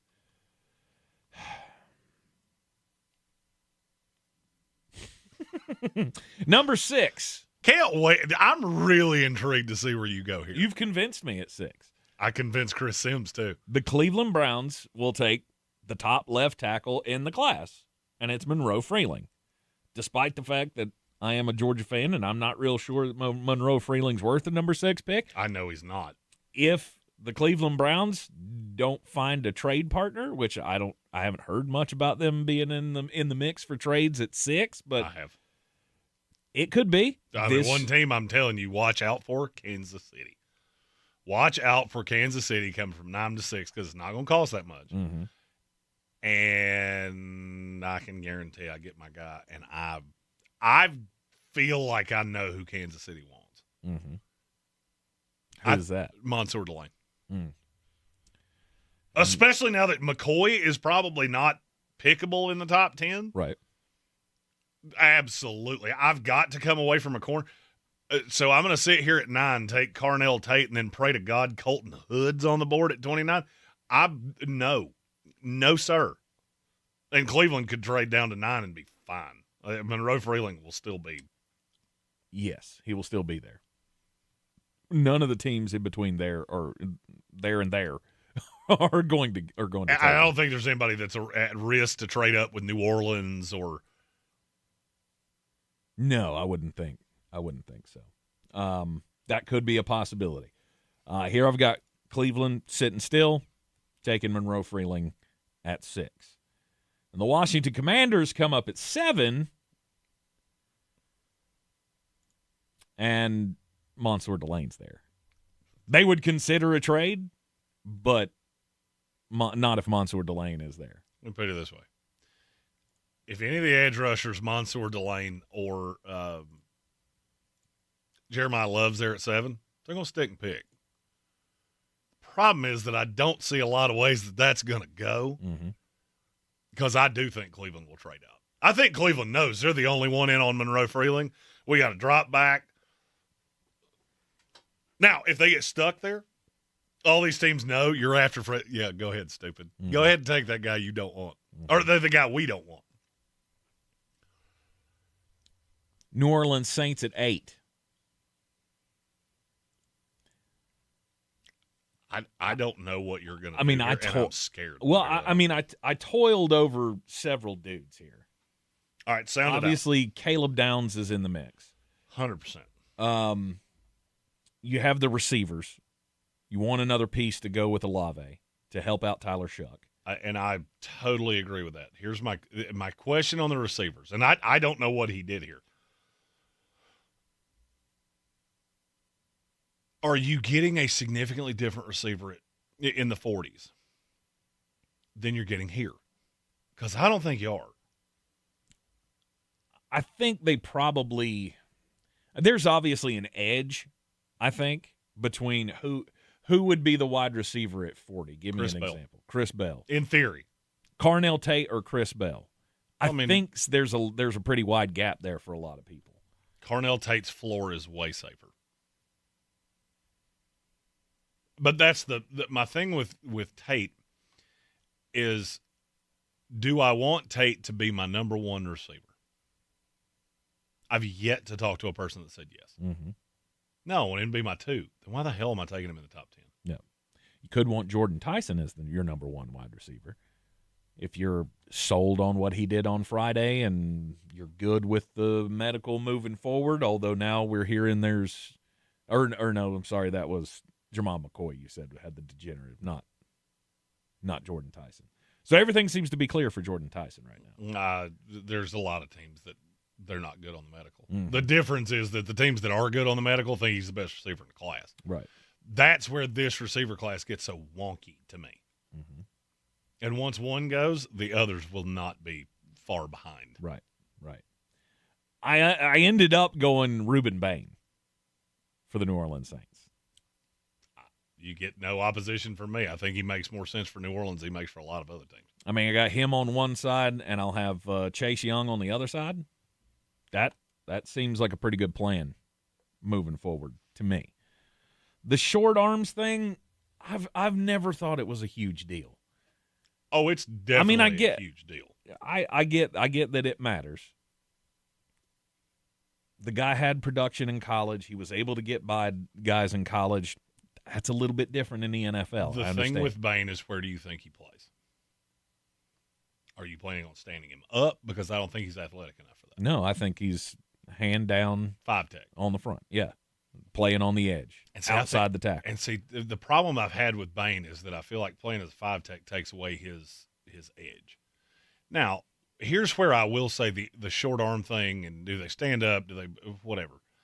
It's a little overplayed now. Vast majority of teams play nickel half the time. Mm-hmm. I've always said I think he has inside-outside flexibility in a 4-man front.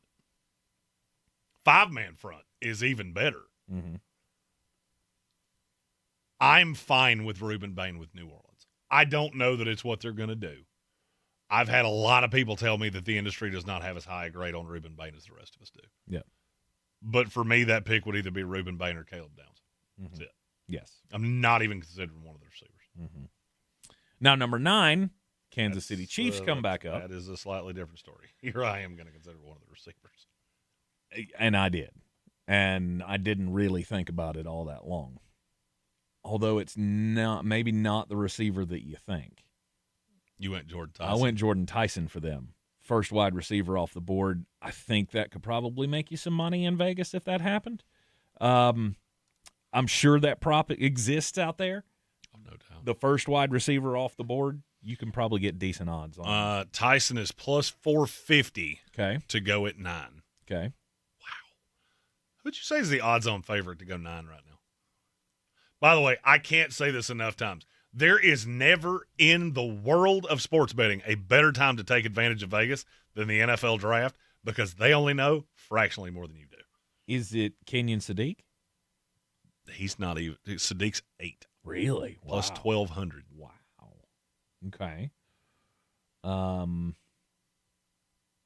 Would it be Caleb Downs? 7 at plus 1,100. Maybe you see why I brought this up. I don't know. Who is it? Rueben Bain. Oh. Plus 370. You know what plus 370, 3 days short of an NFL draft, tells you about the pick at 9?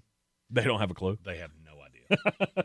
They don't have They have clue. no clue. Right. And they are scared of getting skinned like a deer by bettors here. Mm-hmm. And they should be. Kansas City at 9, I went Jordan Tyson. To me, I don't know, just on my novice eyeball, I feel like he would fit better in Kansas City and give them something that they don't have. Or maybe I'm just buying into Carnell Tate could fall. Right now, Jordan Tyson's plus 130 to be the first wide receiver selected. Tate's minus 200. It's pretty. I just saw one that tickles my pickle in a way that is Spencer Fano's plus. Monroe Freeling's plus 1,300 to be the first offensive lineman to go. That could be worth a shekel or two. When's the next commercial break? I'll go ahead and tell you. It's going to happen. I'm going to load it up right now. Whoa. Okay. All right. Could be the case. Anyway, I went Jordan Tyson for the Kansas City Chiefs. I think they could have a lot of fun with that. I like Tyson. It's the medical that scares me to death on him. Mm-hmm. He has just been hurt a lot. Yep. Now that throws a wrench possibly into the New York Giants. I mean, if you buy into that whole, he had Joe Shane had a meeting with Jordan Tyson in Arizona on Friday. Then lo and behold, the next day they end up trading for the top 10 pick with the Cincinnati Bengals and sending Dexter Lawrence away. Everybody put 2 and 2 together and went, oh, that means they're in on Tyson at 10. Well, yeah, but there's also another player on the board that John Harbaugh really, really loves. And I think this is the real reason that they traded up to 10. As do I. Because there is a very good possibility that Caleb Downs, the best player in this draft, will be there at 10. It's either him or Jeremiah Love universally. Mm-hmm. I mean, look, everybody talks about, well, Caleb Downs didn't have the production at Ohio State. Don't care. Do you think quarterbacks had a lot of time to press it down the seam against safeties? I mean, most of the offenses that played against Ohio State were praying to God Davis and Igbenison just latch onto somebody and move them down the field 15 yards at a time. Yep. I maintain if Caleb Downs had stayed at Alabama, we would be talking about him as a no-doubt top 5 pick. Mm-hmm. Because the way they deployed him originally was very different than how he was deployed at Ohio State. Yep. And I think he can do it all. I love Caleb Downs. I said this with Kyle Hamilton, and I was right. And I think I'll be right with Caleb Downs, too. Yep. He's not as physically imposing, but still a dog. And I think the New York Giants walk away from this draft just celebrating. I know I lost Dexter Lawrence, but I had a problem with him anyway. I was paying him too much money. Not too much money. I mean, he was getting what he deserved, but still. There's a big chunk of salary that I get to take off of my ledger, and now I get to add 2 premium players in this draft. We have a super chat we need to get to. All right. It's all about the money, money, money. All about that money, money, money. I do this for my hustle. It's from Long Miss. Said, I may be blind. The only mullet guide I can find is from Christmas. It's not from Christmas. It just has a Christmas cover. Yes, it says Merry Draftmas. Yes. Because we talk about Draftmas season, so that's why there's a little snow globe with the 2026 draft in it. Yes. That is indeed the mullet. Yes. That is the cover of the mullet, is me looking very, very festive as a big ginger Santa Claus on what could one day be a Christmas Oh, you card. missed an opportunity. You should have photoshopped that in there. What, Ginger Claus? You should have put yourself in a Santa suit. I mean, we have that. We did that in December. And you were an elf. It made your ears huge. Oh, I'm sure. I'm sure it did. I always do the Chat GPT thing for Trey. Well, tonight we're answering nothing but NFL draft questions. That's the whole show tonight. I went to make an elf Trey. Mm-hmm. For some reason, Chat GPT made him look. He kind of looked like Ving Rhames. And I sent it to Trey, and he went, I think you should leave that because it's funnier this way. Okay. Because it looks like a ginormous human that looks nothing like Trey is packing for him for Pittsburgh, and it makes it much funnier. Gary Birch would like to throw out that you do have a Christmas Story pink bunny costume You are correct. that you could have worn. You are correct. However, I think that would have been clearly confusing of, wait a minute, it's Draftmas, there's a Christmas background, and Jeremy's dressed like the Easter Bunny. What's going on right now? Maybe that would have been a little too confusing, but I do like the idea of the of the Santa outfit. And Bob Brown asked Mullet Part 2. It will come out at some point on Wednesday. I can't tell you what time, solely because I do not know what our schedule looks like for Wednesday. I know we have to be at the stadium at 10 because we have interviews and different things like that. I do not know what time we're going to get back. Mm-hmm. But we'll get it out to you on Wednesday. Part 1 is already out. It's already $14-ish worth of information. You're just going to get Part 2 as a little bit of a bonus on top of that. But in the current mullet that is available, you have the top 200 full-on one-on-one, one-page to one-guy profiles, 200 pages long. You have the 201 to 300 list from Bill Workman with a little blurb about all of those guys. So you got the top 300 prospects already broken down to a certain degree. You've got A-plus mock drafts for each and every team. You've got the reasoning for why they were picked in the manner that they were picked. Position by position, top 13s or whatever it is. Yeah, we'll have it is actually now. I never thought of that. It is top 13s. Well, we always do top 13s. I know. I didn't do, and I'd love to say I did that on purpose. I'd be a liar, but you're right. It is. Yeah, you get so used to doing them, they just. I think I did it subconsciously. Right. My draft board will be in this as well, so you'll be able to see not second where I portion. project them, where I graded them. These are first-round picks. These are second-round picks at every position. I do break down the defensive tackles 1, 3, 5 tech. Mm-hmm. I noted the slot corners. I kept the corners all together, and I think when you see the book, you'll understand why. Okay. All right. But you can go get it right now at NFLDraft.net. You can also link to it at thesportsocracy.com. We also have the link posted up in the YouTube comments, so you can post or you can link to it there as well. The ultimate NFL draft guide from at the NFL draft nerd, Jeremy Green. We'll continue with my first round mock draft when we return here on ESPN Asheville. This is Braves country, where history lives and legends rise. And now, the next chapter begins because the Atlanta Braves are back. Swung on and belted. Deep right field. Gone! The names you know: Acuna, Harris, and Riley, Albies, Olsen, and Baldwin. Chopping toward another playoff run. The Mountains' home for Braves baseball is ESPN Asheville. Proudly brought to you by Parks Ford of Hendersonville. This is J.W. Whitley, General Manager at Parks Ford of Hendersonville. Our value of commitment. Committed to you as our customers and the community that we serve. To do better, be better every day. That's the Parks Promise. Experience the Parks Promise today at parksfordhendersonville.com. Most people out here think that taking care of one another is important. And most people would step up for a neighbor going through a tough time. Most people around here help out friends and family when they need it. But the funny thing is, most of us won't look for help when we need it. Talk to someone if you're struggling with mental health, because most people out here really care.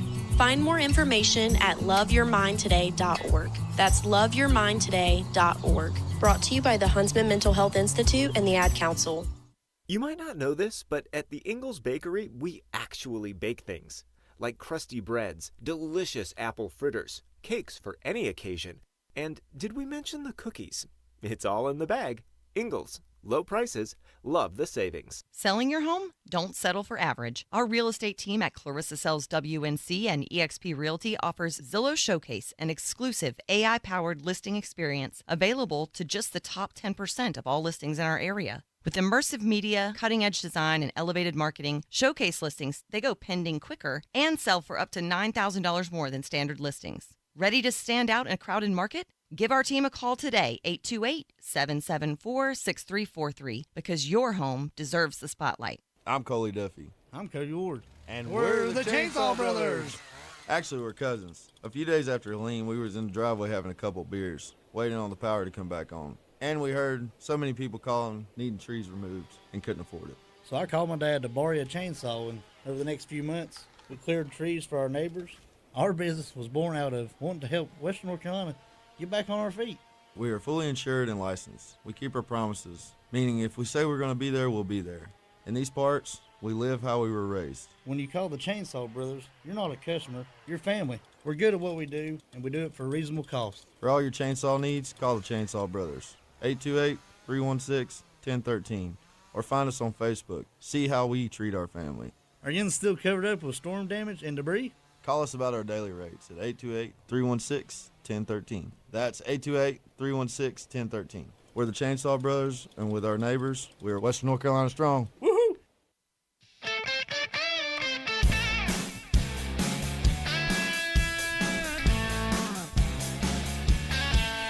The Sportsocracy. Gets the rebound, passes it to the man, shoots it, and boom goes the dynamite.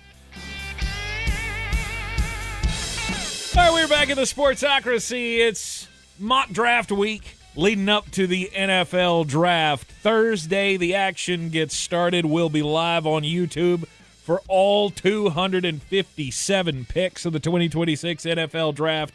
Our coverage live from Radio Row on Thursday and Friday. We'll be back at the house in the big theater with the 120-inch television at the Airbnb, broadcasting day 3.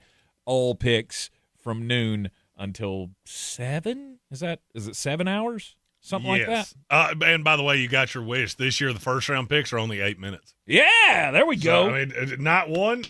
We might be out Let's there go. by 11 o'clock. Keep cranking them out.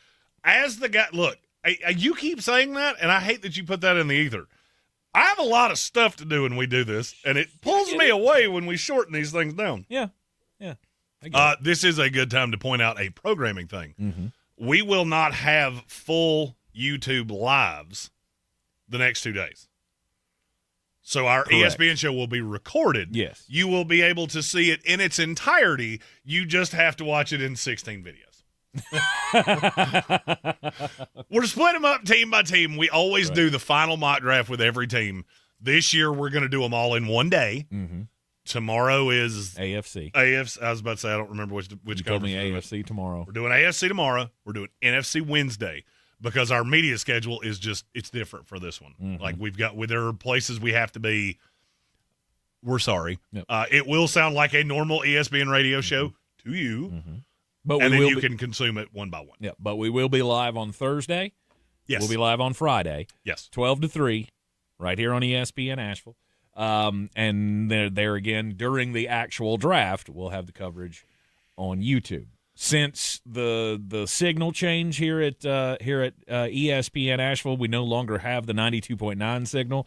We could not, or actually, it's just not worth it for us to just put on the NFL draft coverage from ESPN only on the station in Waynesville since 880 shuts down at night. And they wouldn't let me put it on Rock 105.1. I already asked. No go on that one. Plus, the Braves are playing on Thursday night. So we will not have the ESPN coverage on the radio box, but on the YouTube Just screen. watch us on YouTube. That's right. It's easier. It's so much more fun, And too. we are working towards a solution that is from the boss man himself. Oh, sure. We will have a solution before next football season.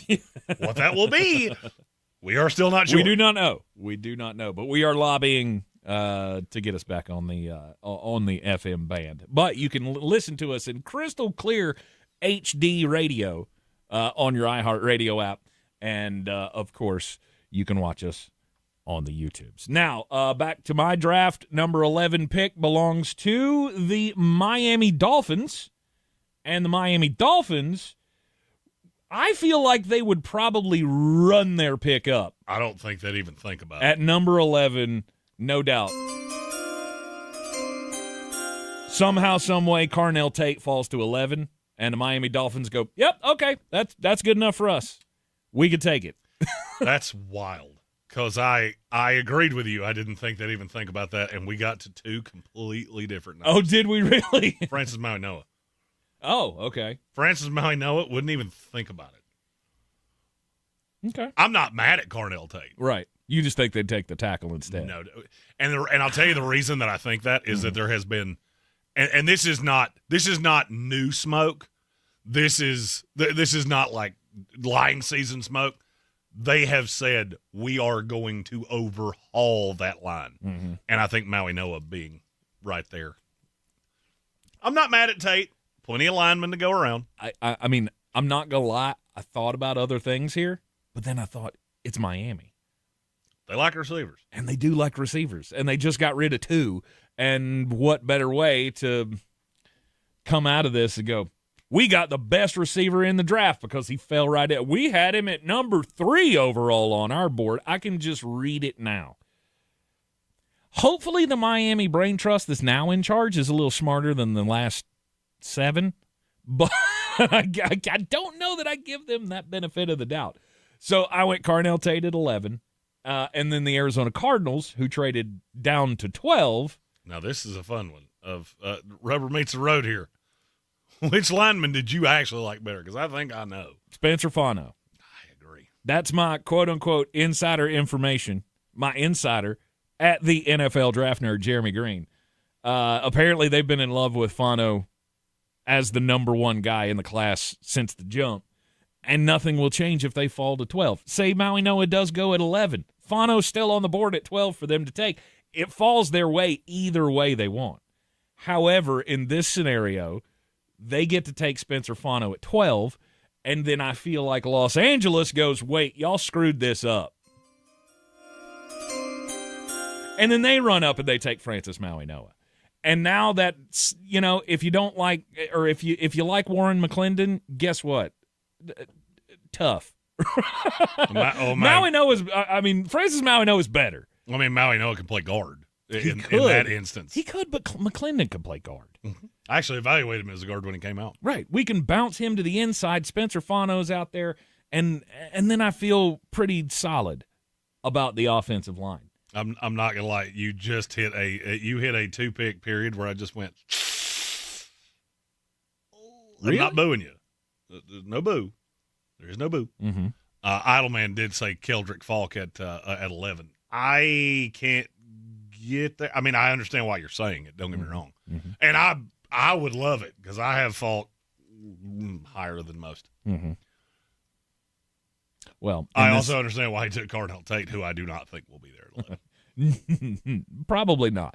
Because I think a team, and I don't want to signal who I think that team is, but I am going to take a lovely sip of this water right here. In his Jets mug, for those of you who can't see on the YouTube. Curious who I think we're talking about here. He thinks the Jets are moving up from 16 to go get Carnell Tate. Is that what you're saying? Oh, I've been thinking for days. My two worlds are about worlds collide. Mm-hmm. Who sang that? That was Power Man 5000? Unless you're talking about a rap song, and then I do not know. I believe it was Power Man.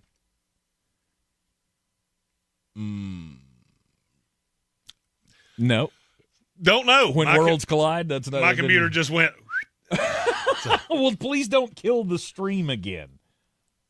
No, yeah. Gotham and Joshua Penix both said Power Man 5000. So yes, Power Man 5000. Yes, I feel like there is a definite possibility that my two worlds collide. My fandom, my heart and my brain are going to go boop and meet each other. Mm-hmm. All right, we'll continue with the Tank Spencer inaugural mock draft. Now is the real challenge. It's the real challenge. Mm-hmm. Tank's team is 2 picks away. Mm-hmm. The player he wants is right there. I can see him. Does he put his thumb on the scale or does he do what he should do? Is it putting the thumb on the scale? I believe Are you so. sure? All right, we'll see. So. We'll see. Coming up next, we will kick it back off with the 14th pick in the 2026 NFL Draft. The Baltimore Ravens. We'll see what scale pushing I did on this one. We'll be right back. ESPN Asheville. Your mountain weather forecast. Good-looking weather, but again, need rain. But now the chill's in the air, so a bit of a break from the warmth for now. But quickly, temperatures modifying midweek. 65 sunny today with a breeze gusting out of the northwest. Overnight tonight, 35. Some spots near freezing. There is a frost advisory through early tomorrow morning. Then sunshine tomorrow, 75. Wednesday, sunny, milder, upper 70s, and by Thursday, we'll hit 80. For the Weather Channel, I'm meteorologist Ray Staging. This report is sponsored by Lowe's. During Lowe's Deck Days, pros get 15% off all in-stock composite decking. Plus, get a free DeWalt 20-volt max 5-amp-hour battery when you buy a select DeWalt tool. Shop the brands pros trust at Lowe's. Valid through 4/22 while supplies last. Selection varies by location. News Radio 570 WWNC. Now on FM. Isn't it great? Ooh, that's how it always starts. But then later there's running and screaming. 92.9 FM. 3 million diapers distributed. Babies Need Bottoms Diaper Bank is celebrating a major milestone, the distribution of its 3 millionth diaper to families across Western North Carolina. Every month, we help more than 2,500 children stay clean, dry, and healthy. To keep rolling, we need community support and help from folks just like you. 3 million diapers for WNC families, one stronger community. To learn more, volunteer, or donate, visit us online at babiesneedbottoms.org. Champions don't disappear. They reload. And the 2026 Atlanta Braves are ready. Chopping toward another playoff run. The Mountain's home for Braves baseball, ESPN Asheville. Brought to you by Parks Ford of Hendersonville. The crack of the bat, the sight of green grass and white chalk lines, the aroma of perfectly grilled hot dogs. If right about now you're simultaneously hungry and ready for baseball, then we've got you covered. At Ingles, we're here for all the fanfare of America's pastime, sponsoring teams from Little League to the pros. So, whether you're the snack parent or just craving that perfect ballpark meal, we've got you covered. Ingles, your official sponsor of baseball season.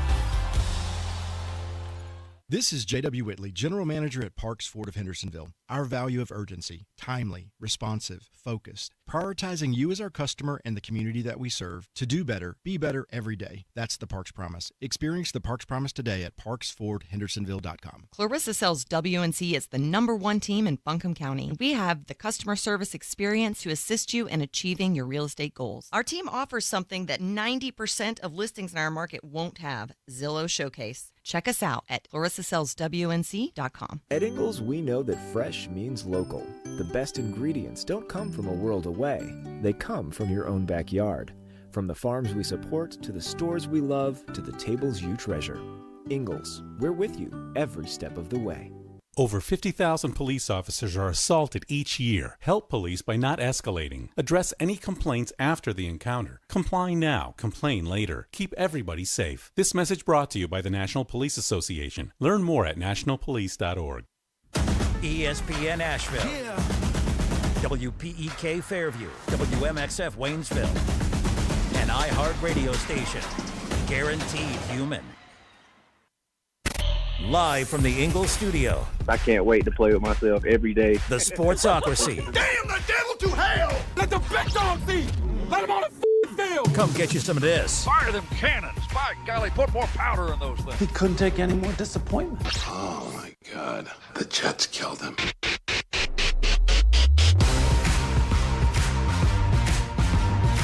It is ESPN Asheville, it is the Sportsocracy, and it is your Draftmas Central. The 2026 NFL Draft is, just a few days away, and we'll be there on the last leg of the Ingles Living the Dream Tour live Thursday and Friday here on ESPN Asheville. There will be shows tomorrow and Wednesday, but they will be recorded for the traveling purposes and interview purposes and all of that on Wednesday. We will have AFC mock drafts, every team in the AFC for you tomorrow. On Wednesday, we will have every NFC team and their mock drafts for you. And then on Thursday, we'll have the live first-round mock draft and then the coverage on YouTube of the actual first round from Radio Row in Pittsburgh. Friday will be the mock drafts round 2 and 3. Of course, reaction to the first round. How can we fix the mistakes that you made? Live grades. I can't wait. There's going to be a Gary Busey. I can feel it. I feel it in my plums. Yeah. It's coming. Yeah. Somebody's going to – Malachi Lawrence in the first round. I know it's coming. Houston Texans, Kristen Miller. That's a Gary Busey, in my opinion. He's not worth a first-round pick. If he go, I'll put it this way: if he goes in the first-round pick, if he goes in the first round at all, I have been lied to quite aggressively. I've had Kristen Miller go into the same team through 3 mocks, spanning over a month, and they don't have a pick in the first round. So, but in the second round, correct. Deep in the second round, correct. Yeah. See, that's where he belongs. I don't understand Chris Sims sometimes. He's the one that put him in the first round. I went, yeah, that's crazy. Chris Sims passed out drunk on his keyboard and just was clicking them out like, doop, doop, doop, doop. We're doing the Tank Spencer mock draft today. And now is the real challenge. Is it? Tank, I don't know how much angina you had with a mock. I go 7 rounds, so it's a little bit more. Sure. We get to see if you put your thumb on the scale for your team. Number 14 picking ahead of the Tampa Bay Buccaneers, who are at 15. The Baltimore Ravens. And with the 14th pick, I have the Baltimore Ravens selecting Vega Ioane, however you say his name. Ioane. Vega Ioane. The guard out of Penn State. Fills a big need for them. And why wouldn't they take Vega Ioane? Because somebody better falls in their lap. If that doesn't happen, then yes. I mean, I think 14's his drop dead. Possible. I do believe there is a possibility he goes higher. Okay. Vega Ioane at 14. And then that's who we had our eye on at 15. Tampa Bay goes, oh, no. Oh, shoot. That was what we were going to do. Shoot, we were going to take Vega Ioane. It's fine. It's Kenyon Sadiq, the tight end out of Oregon. So there are a slew of ways that this draft can go that Ioane and Sadiq are the picks at 14 and 15. The problem is that I feel like Sadiq's window opens at 14. Mm-hmm. Ioane's closes at 14. Yes, agreed. I also have a little birdie told me that there's another player that Tampa Bay might just really, really, really like. Mm-hmm. His name rhymes with Hayden Proctor. I will throw things. There's a team in the top 20 that really likes Caden Proctor, and we're having to read tea leaves. But I will straight up throw things because, especially if we're at this point and Kenyon Sadiq is still on the board and they decide to do that. I'll say there is a 90% chance that Kenyon Sadiq's on the board for you. Mm-hmm. And I will say there's an 85% chance he's on the board past you. You're making a mistake if you do that. Because, to me, there's not another player that feels a need for us that is really worth taking right here. Keldrick Falk. I'm just not a huge fan. I don't know why. I'm not a huge fan of Keldrick Falk. I cannot for the life of me figure out why. You think he plays – where does he play? 5 tech. So I think he can be – to be honest with you, I think he can play defensive end in a 4-man front. I think Keldrick Falk can do whatever Keldrick Falk wants to do. We don't have good luck with edge rushers. No, you don't. And I'm deathly afraid. I'm deathly afraid that we will take Kendrick Falk and he'll end up being as good as Kalijah Cansey. You want me to tell you why I'm so fond of Keldrick Falk? He's one of the youngest players in this class. Mm-hmm. He was coached very poorly by a guy who has a history of not developing defensive players. Mm-hmm. And he was still good. And I think there's a lot of room to grow. Yep. But, I mean, I would be very happy for you if they took Kenyon Sadiq. I mean, I will be ecstatic. I will dance on a table if I have to. I feel very sure that Kenyon Sadiq winds up in this division. Mm-hmm. I just think you have him to the wrong team. And I'll give you a hint. The need of edge rusher is there, obviously, No doubt. with the Tampa Bay Buccaneers. Here's the problem. You've been throwing darts at this board, and you've never been able to hit it. Stick with what works. In fairness, you are damn good at finding playmakers, right? From not tight ends, though. From all the when was the last time we did it? O.J. Howard? That one's good enough. Mm-hmm. The stink of that one is just now dissipating to the point we can sit in this room again. Is it? Oh, that O.J. Howard funk, that hung around for a minute. A little bit. We do. I don't think you could pass it up. I don't think Jason Light could be able to pass this up. You've got four really good wide receivers on this team. Let's get a tight end that can stretch the field. I just see it. I see it coming that you're going to get your heart broken. I'm sure. We do have a super chat. Okay. And I have a pretty good answer to it, too. Cause it's all about the money, money, money. All about the money, money, money. Kelvin Joyner, who is not new, 53 months as well. Mm-hmm. He is in his second term as a member of the House of Representatives. Said, who's going to be the last need that they needed this year? What's your answer to that? Who's going to be the one that makes us just melt down? Because I know mine. We're at the pick. Mine happens. If it goes this way, this is where mine happens. Because if we take the last need we needed over the better player on the board, I'm going to lose my mind up in here. The last need that we needed. Man, I can't really think of one. Caden Proctor's pretty high. Yeah, but, I mean, so to me, the last need that we needed is you already have somebody. I mean, it's like Emeka Ibuka last year for the Tampa Bay Buccaneers. You take Mekhi Lemon at 15. Right. If Tampa Bay goes, you know what? Screw it. We're just going to go with another wide receiver since we lost Mike Evans. Hey, Denzel Boston at 15. Oh, no, I know it. Vega Ioane to the Jets. Somehow he gets past Baltimore and Tampa Bay, and the Jets somehow take an offensive lineman in the first round for the 53rd year in a row. Now, I do not believe that would happen because in the case of Baltimore and Tampa, I think those picks are interchangeable. I do too. If Baltimore feels like, well, we just lost Isaiah Likely, Mark Andrews is on his last legs. I know we just paid him, what, for 3 more years? 2 more years? Something like that. I think it was 3. They signed him for 3 more years, but his time's coming to an end quickly.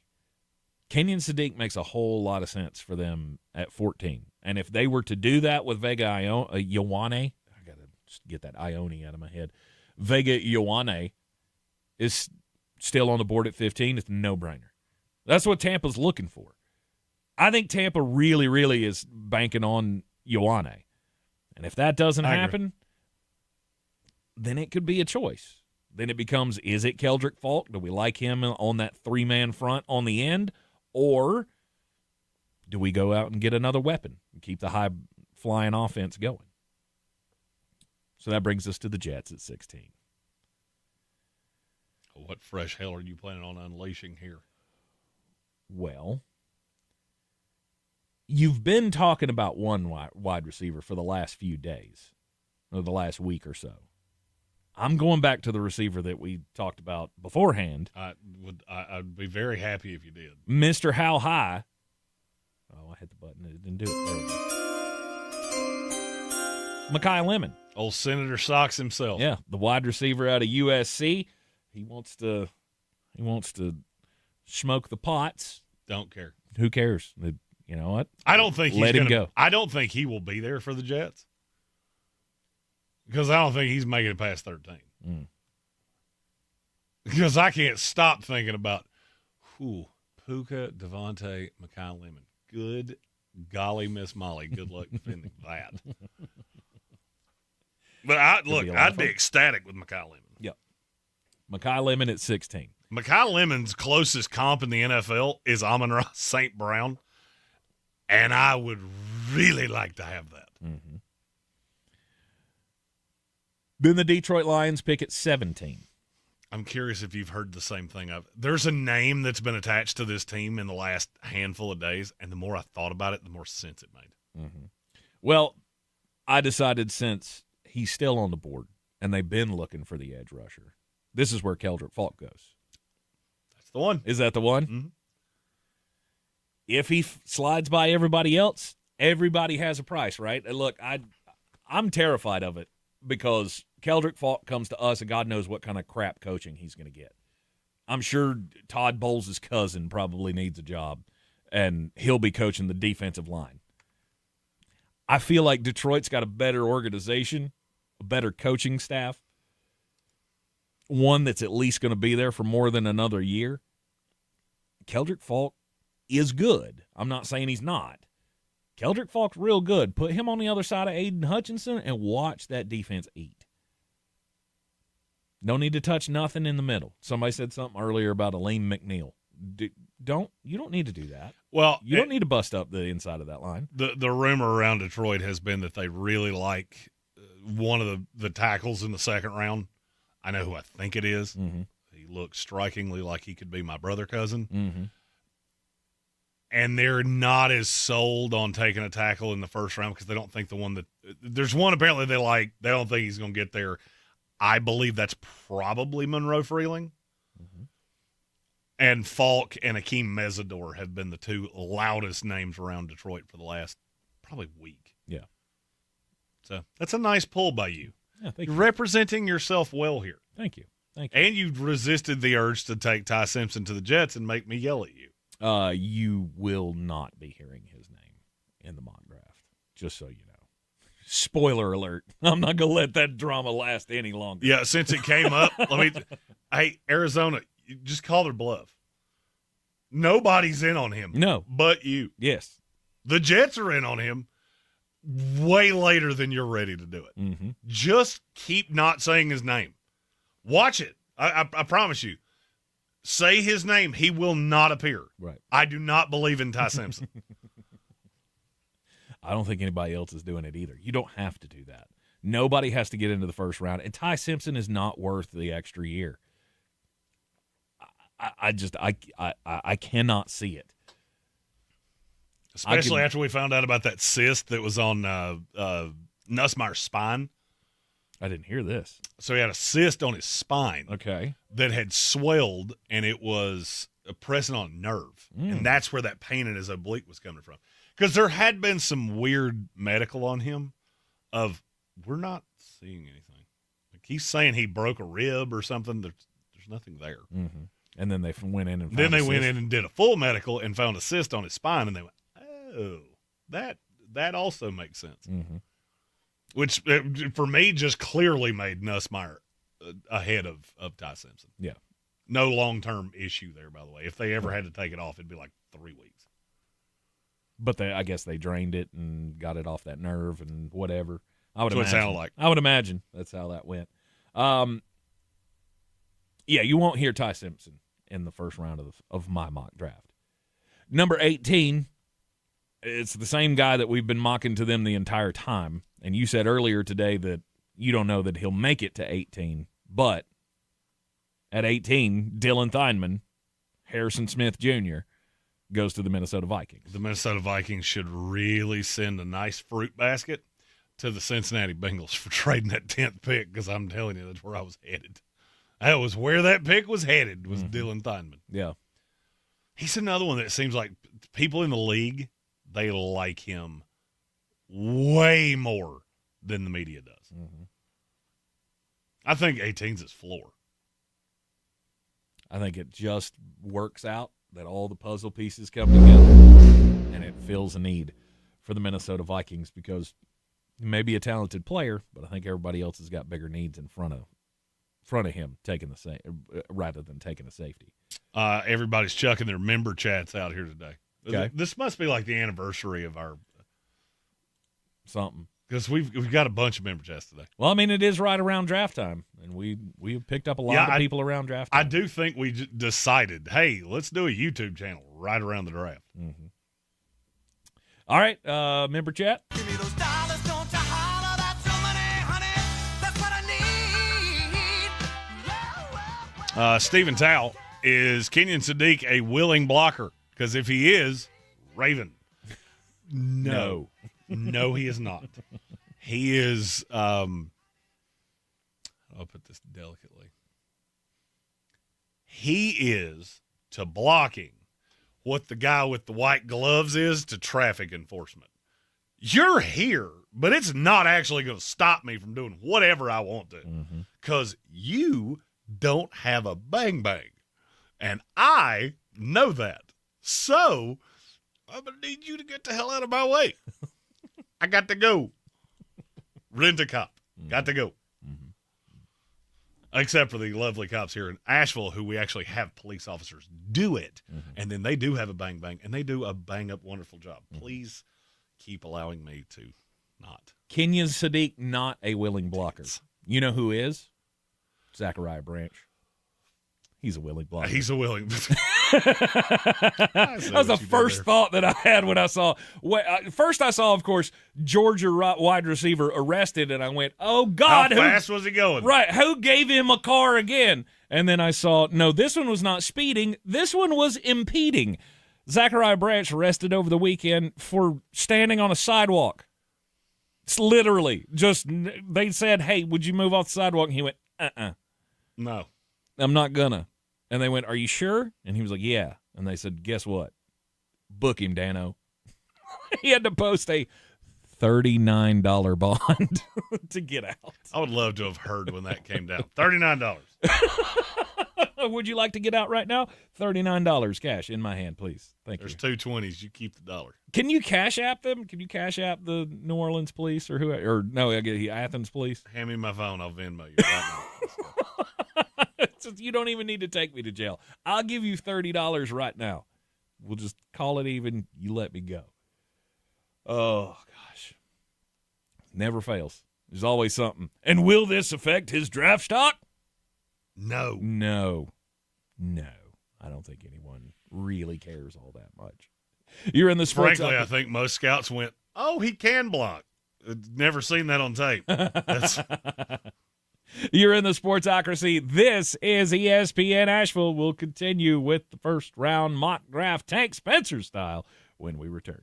Voters are listening to the radio. Tons of them. If you're running for office, radio is where people are actually tuned in, not swiping past ads. Connect with communities everywhere and get on the air in just 48 hours. Visit winwithiheart.com. That's winwithiheart.com. American soccer is about to explode. The World Cup is coming. Ramos sending on Ernie Stewart, the chip. Score! I'm Tab Ramos. I'm Tom Boak. On our podcast, Inside American Soccer, you'll get the real storylines, the biggest decisions, and the truth about the U.S. national team. It wouldn't be a huge surprise if our team ends up in the quarterfinals or potentially a great run into the semifinals. Open your free iHeartRadio app, search Inside American Soccer, and listen now. Now here's your chance to win $1,000. Just enter this nationwide keyword on our website, Bills. That's Bills. Enter it now. Log on to ESPNAVL.com to play, and good luck. This is J.W. Whitley, General Manager at Parks Ford of Hendersonville. Our value of urgency, timely, responsive, focused, prioritizing you as our customer and the community that we serve to do better, be better every day. That's the Parks Promise. Experience the Parks Promise today at parksfordhendersonville.com. Selling your home? Don't settle for average. Our real estate team at Clarissa Sells WNC and eXp Realty offers Zillow Showcase, an exclusive AI-powered listing experience available to just the top 10% of all listings in our area. With immersive media, cutting-edge design, and elevated marketing, Showcase listings, they go pending quicker and sell for up to $9,000 more than standard listings. Ready to stand out in a crowded market? Give our team a call today, 828-774-6343, because your home deserves the spotlight. I'm Coley Duffy. I'm Cody Ward. And we're the Chainsaw Brothers. Actually, we're cousins. A few days after Helene, we was in the driveway having a couple beers, waiting on the power to come back on. And we heard so many people calling, needing trees removed, and couldn't afford it. So I called my dad to borrow a chainsaw, and over the next few months, we cleared trees for our neighbors. Our business was born out of wanting to help Western North Carolina get back on our feet. We are fully insured and licensed. We keep our promises, meaning if we say we're going to be there, we'll be there. In these parts, we live how we were raised. When you call the Chainsaw Brothers, you're not a customer, you're family. We're good at what we do, and we do it for a reasonable cost. For all your chainsaw needs, call the Chainsaw Brothers. 828-316-1013. Or find us on Facebook. See how we treat our family. Are you still covered up with storm damage and debris? Call us about our daily rates at 828-316-1013. That's 828-316-1013. We're the Chainsaw Brothers, and with our neighbors, we are Western North Carolina strong. Woohoo!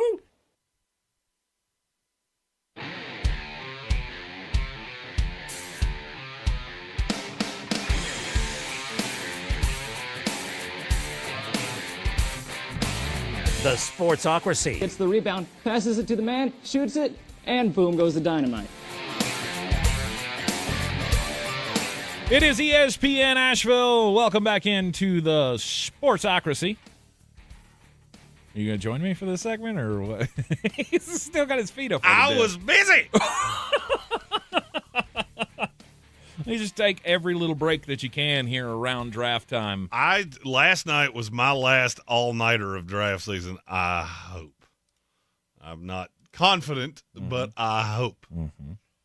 We're making all the preparations to hit the road tomorrow morning to Pittsburgh, Pennsylvania. Last leg of the Eagles Living the Dream Tour this season. We will be in Pittsburgh for every pick of the NFL draft and live on YouTube for the reactions. You'll want to join us Thursday night, Friday night, all day on Saturday for all 257 picks. Mock Draft Central here on Draft Week.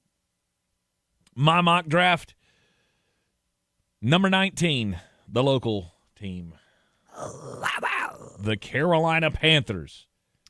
Curious to see what you do here with no Kenyon Sadiq. With no Kenyon Sadiq. He's in every mock. that I've seen in the last 4 days, probably going to the Panthers at 19. However, he's off the board, so the Panthers,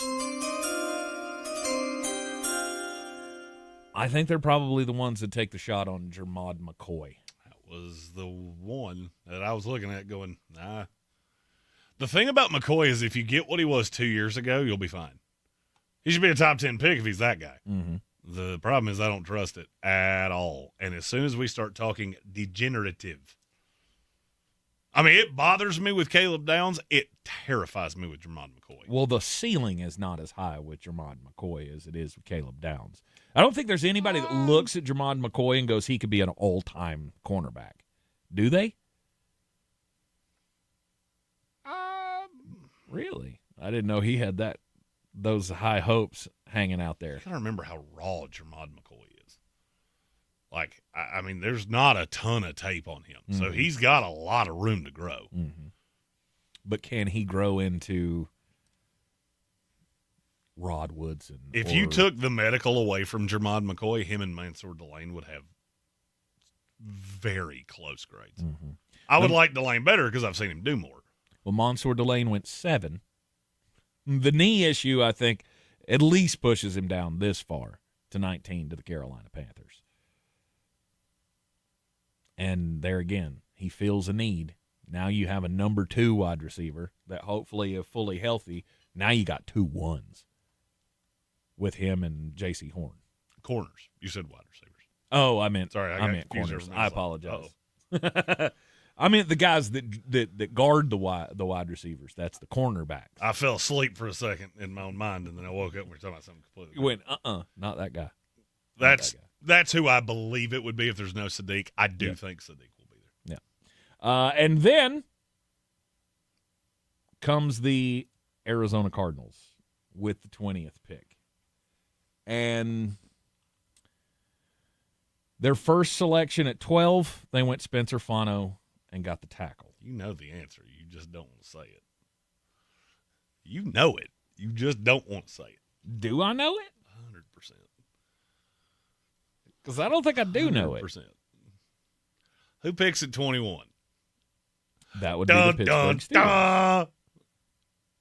Why do you think they've been so locked in on 12 and 20? This is one of those times that I look at Monty Ossenport and go, I swear to you, if this goes how I think it's going to go, you are the worst liar in the history of time. Because this was way too easy to figure out. Mm-hmm. You think it's Ty Simpson? I don't think it's Ty Simpson. I know it's Ty Simpson. I'd bet anything you want it's Ty Simpson. Do I agree with it? No, sir, I don't. God, no. Not just no, but it sounds like you're wanting to ride the lightning and just dare everybody else. Hey, somebody else. I absolutely do. If I was the Arizona Cardinals, there's zero shot. If I lucked out and I got that deal with the Dallas Cowboys and they give me 12 and 20, if I use one of those picks on Ty Simpson, I did it wrong. Because I still have capital in the second round and nobody's doing it. Do you think Pittsburgh's doing it? No, because I don't. I know they're not. I'm unequivocally sure they're not doing it. Do you think that Arizona's afraid that they will? Yes. I don't think you understand how much they've hedged on Ty Simpson. I mean, and I'll be honest with you, the Jets have played him like a fiddle. What do you mean? They're all in on Ty Simpson being their solution. That's the reason they're not backing down to Jacoby Brissett. They don't care. Oh, you want to be paid? Awesome. I want to be 3 inches taller and whoop-de-doo. That's terrible. You're getting no disagreement from me. Terrible. I'm not telling you what I would do. I'm telling you what is going to happen. Mm-hmm. When every person in the industry is telling you something, there's a reason for that. You notice that Arizona's way louder with Ty Simpson than the Jets are? It's because the Jets are just using people like me. Going, well, I mean, we could take Ty Simpson. Well, that's funny because every other word you've said to me does not steer into that. Okay. All right. I'm not. I'm not. You don't have to. It's your mark. I'm not doing it. I mean, I'll give him Avion Terrell before I give him anybody. Can they take 2 tackles? Can we take Caden Proctor here? Because I'd rather have him than Ty Simpson. Who did you take here?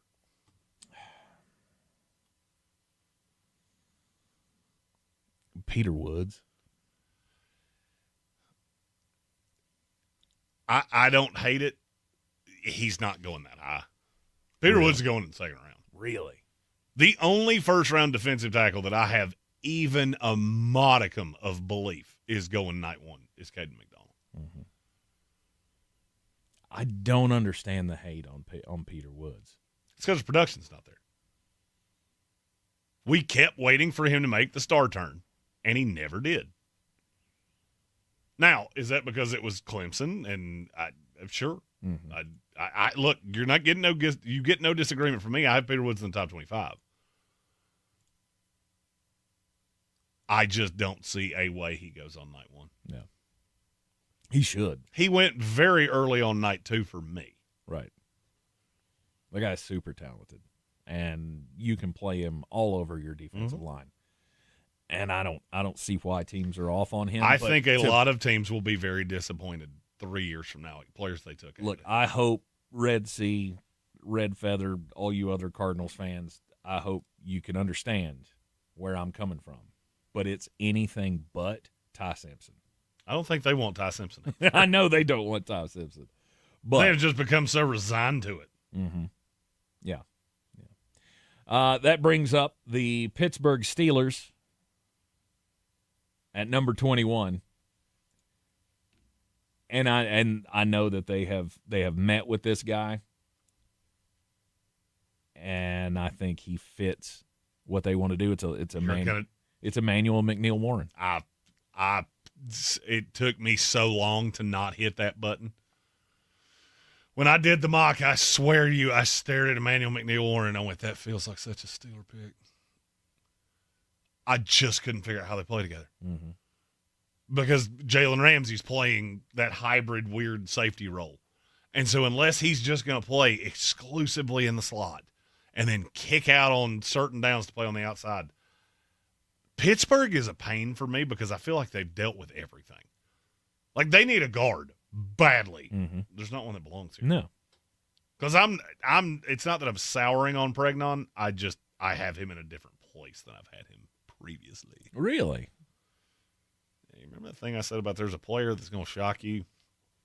Mm-hmm. The team that I thought was going to take Pregnon, that's the team that took the player that would shock you. And it wasn't where they originally picked. So it was the Los Angeles Chargers. I didn't say that. You said that. I'm just sitting here hanging out. Well, we all know because at 22, the Los Angeles Chargers in the Tank Spencer mock draft will take Emmanuel Pregnon. I don't think I've done a mock yet that doesn't have him at 22 and Dylan Theinman at 18. I don't think I've done a single mock where those two picks have been different. Pregnon's been there a lot for me with the Chargers. There is another player, and I will, if you want to know who that is, you can listen to tomorrow on the Ragey Box or the Mock Draft-a-Palooza on YouTube of literally one AFC team every hour from 8 a.m. to midnight. Mm-hmm. You can listen for the Los Angeles Chargers, and you'll see who that player is. Right. We'll take a quick break here in the Sportsocracy. When we come back, pick it up with the 23rd pick of the 2026 NFL Draft. Who will the Philadelphia Eagles select? ESPN Asheville. Your mountain weather forecast.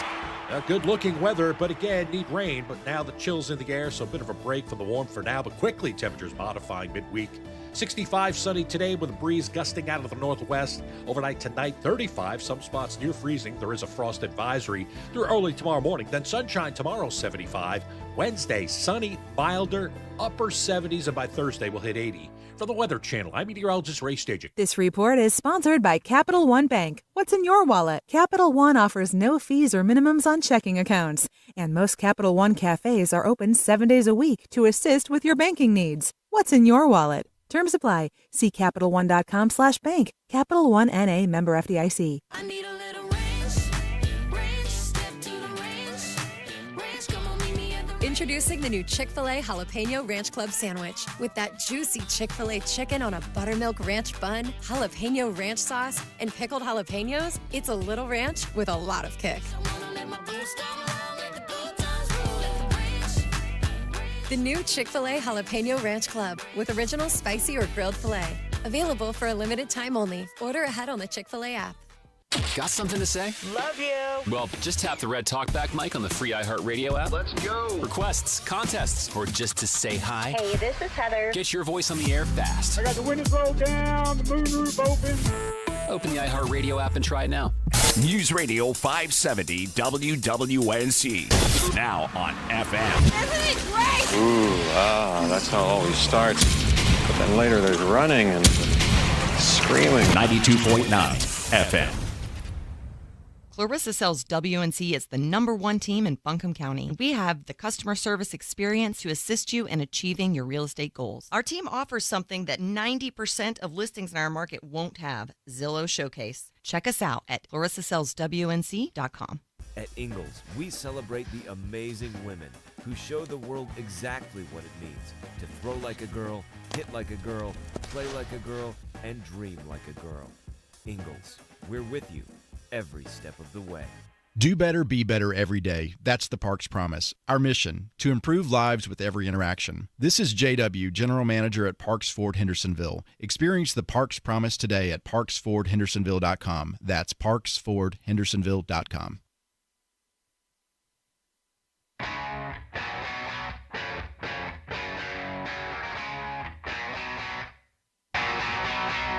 The Sportsocracy. You were just dumber than a bag of hammers.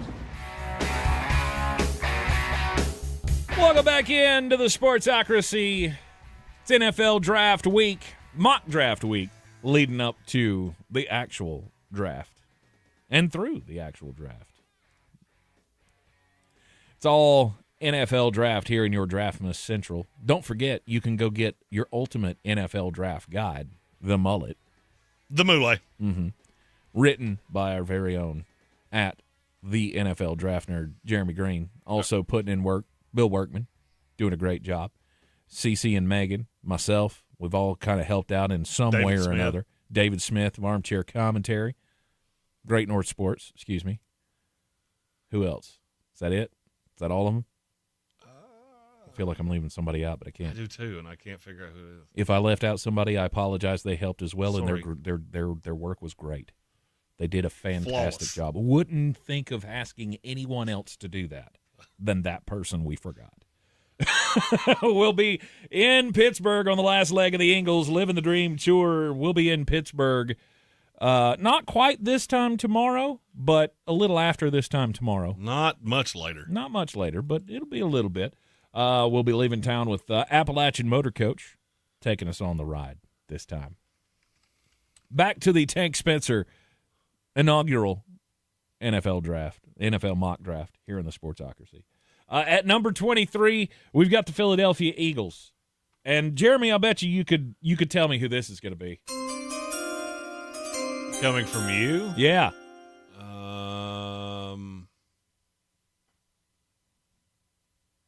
C.J. Allen? That's what she said. Bird Dog. Bird Dog at number 23. It's a Georgia player. Bird Dog at number 23. Philadelphia absolutely loves Georgia linebackers. C.J. Allen, I don't think is any different. And they'll go, yeah, we'll do that. We'll stick him in the middle of our defense, and we'll be just fine. With him and Jalix Hunt and Nolan Smith, I think that line, Zach Bond, that's a hell of a linebacker core. Jahad Campbell. Jahad Campbell. Hell, I even forgot about him last year. And the way they love to move pieces around, you got a whole lot of flexibility with those guys. So, C.J. Allen at number 23. Then we go the Cleveland Browns at pick number 24. You went Monroe Freeling with the pick at 6, so you got the tackle out of the way. Everybody wants to give them Carnell Tate, but honestly, I feel a lot about this wide receiver class that you do.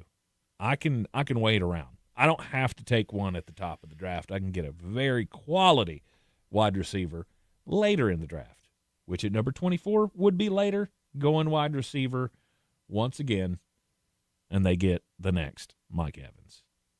Denzel Boston, wide receiver from Washington. Your thoughts? You're killing it. He's like killing it. I can't boo you yet. I can't boo you. I can disagree with you pretty vehemently. Right. I don't think Boston will necessarily be there. Mm-hmm. There's been a lot of smoke around a couple of teams really liking him. Miami's one. The Jets are potentially one. Mm-hmm. I would love it significantly more than what I think they're going to do. I'm in like with Boston. I'm not in love with him because so much of the production was against lesser schools. And then we played good competition. He just disappeared. Mm-hmm.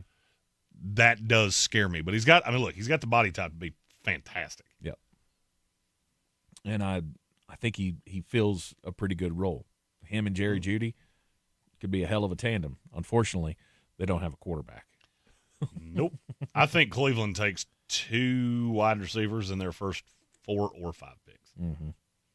Well, here's one, Denzel Boston at number 24. Then we go with the Chicago Bears at 25. Howie showed up at the perfect time. Said, Dr. Green, can you do me a favor and have the Bengals trade B.J. Hill to the Bears for peanuts, please? I can't do that, but I do think the best defensive tackle in this class is going to fall right in your lap. I'm just curious if Tank did the same thing that I would do right here. Does his name rhyme with Shaden McShonald? Yes, it does. Caden McDonald, defensive tackle out of Ohio State to the Chicago Bears. That's one. That is 100% one of the easiest picks in this class for me. And I'm going to say something that'll blow your mind. A player that I've had to Chicago in the first round, they got him in the second round. And people are going to see his name and go, really? That dude? Fell that far? Yeah. Listen up on Wednesday for the NFC mock drafts. You'll learn who that player is. And Howie said no pass rush from McDonald. I don't disagree with you right now. I'm not sure that kid's not going to grow into a dude. Mm-hmm. Caden McDonald is one of those that every time I watch him, I like him slightly better than I did the time before, which is usually a good sign. Those guys tend to age pretty well in the NFL. Right. I like that a lot. I do too. For the Chicago Bears. And then number 26, the Buffalo Bills make their selection. And it's Kristen Miller. No, I'm not. I'm sorry. I just saw his name on my screen. I'm like, that's still, I can't believe PFF's got him that high. Kristen Miller. Stop it with that. Buffalo Bills at number 26. After considering multiple options here, I actually kind of dug because I think they need a wide receiver. Oh, I'm going to hate this. You probably I can already tell I'm going to hate this. Maybe so.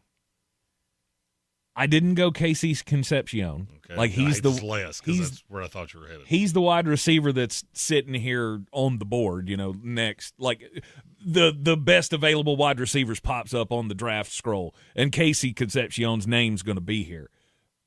But that would give you Khalil Shakir.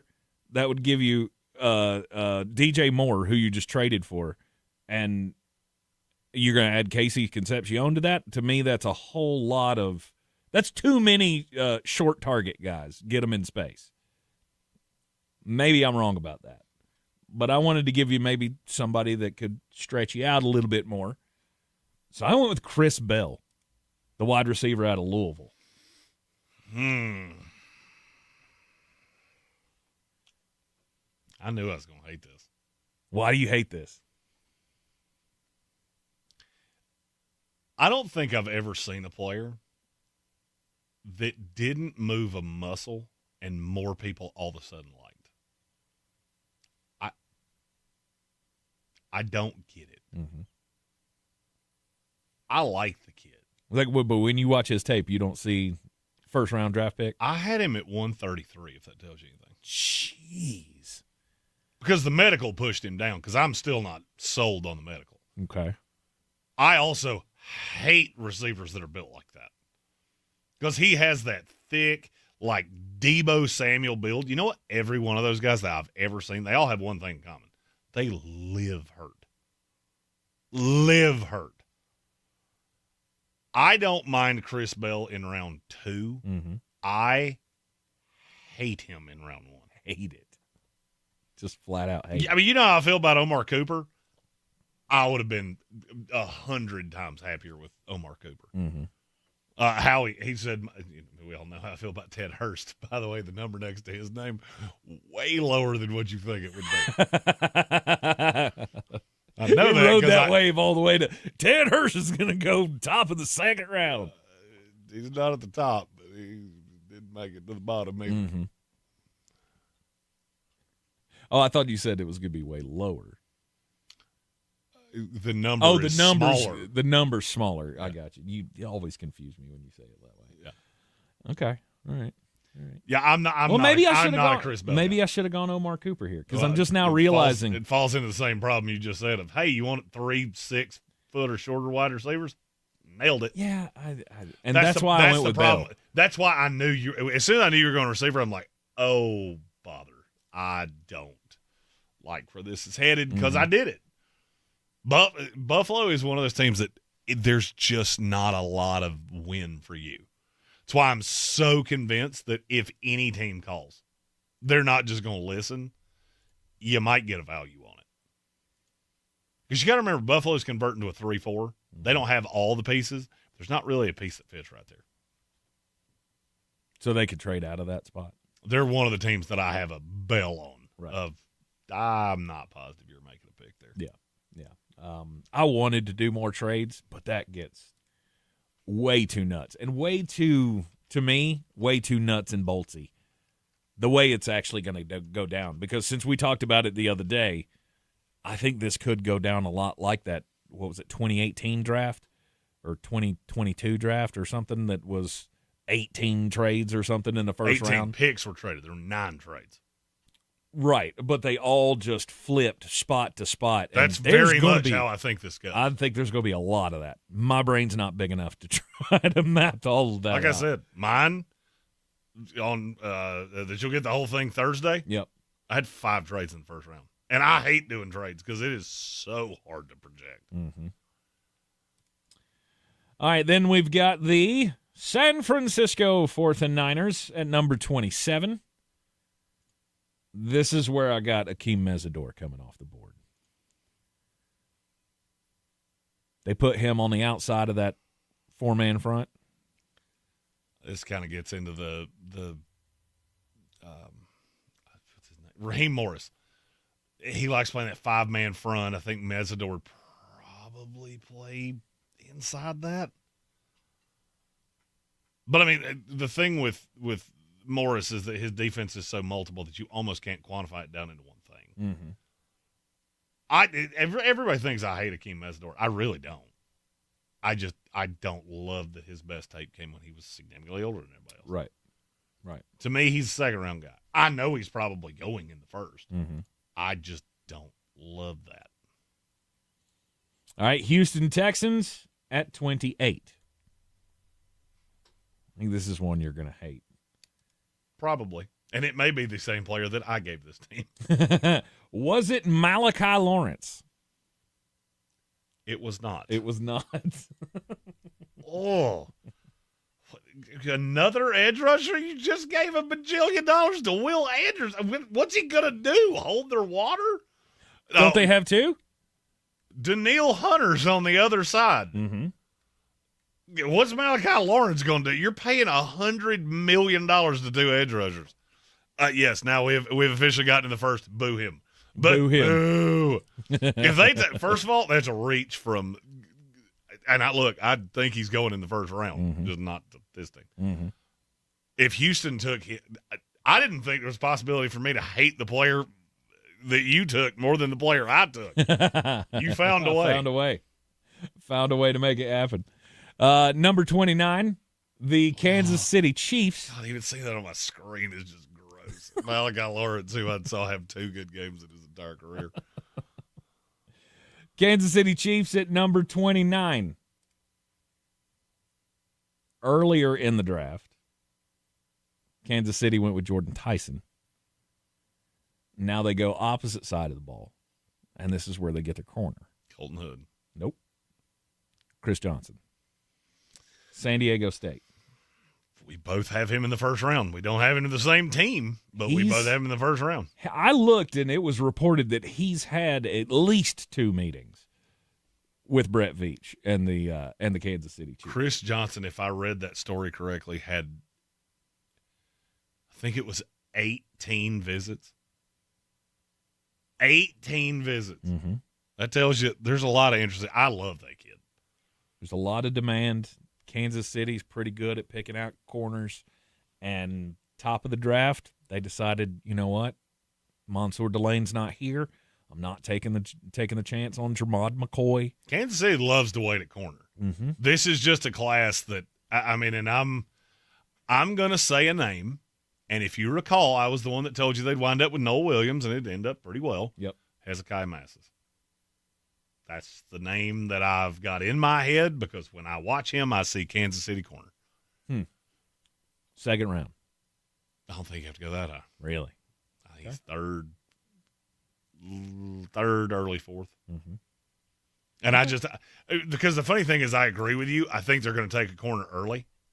I haven't taken the best one. But I do see a path that we end up with 3 corners, 2 of which come out of this draft class, and they've just restocked that cornerback room again. Mm-hmm. And then that brings us to the Miami Dolphins. They went Carnell Tate with the first pick in the first round.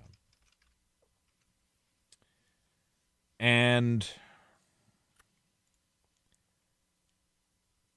with the second pick, I got them taking Caleb Lomu. I know they want to beef up the offensive line. I don't know who I don't know what their hierarchy is, but Austin Jackson. Is that has that gone well? No. Because I don't feel like it has. They took him pretty high in the draft about 4 years ago, and I don't think he's quite developed into what they wanted him to. No, he never. They've moved him around a lot, which has not helped. You got Patrick Paul on the left side, who Dolphin fans like way better not do. I also never thought there would ever come a day where he played on the left side. In this case, you get somebody to fill one of those roles. I don't know what you're going to put him on the left side. Lima will be on the right, or he'll play guard. I think this would probably kick Austin Jackson into guard. Quite possible. Caleb Lomu at number 30. 31, it's the New England Patriots. Eli Heidenreich, let's go. No. I got them taking a wide receiver. In the original. Oh, is that the one? Is that the one where Dallas moved up to 3 by giving up like one of Jerry Jones' old shirts? And, come on. It's 2 third-rounders. Not close. And a 1. You get to move up. You can blame that on the computer. Take could be the GM of the Cincinnati Bengals. I'd never try to trade up, and when I do, I want you to do it for about half price.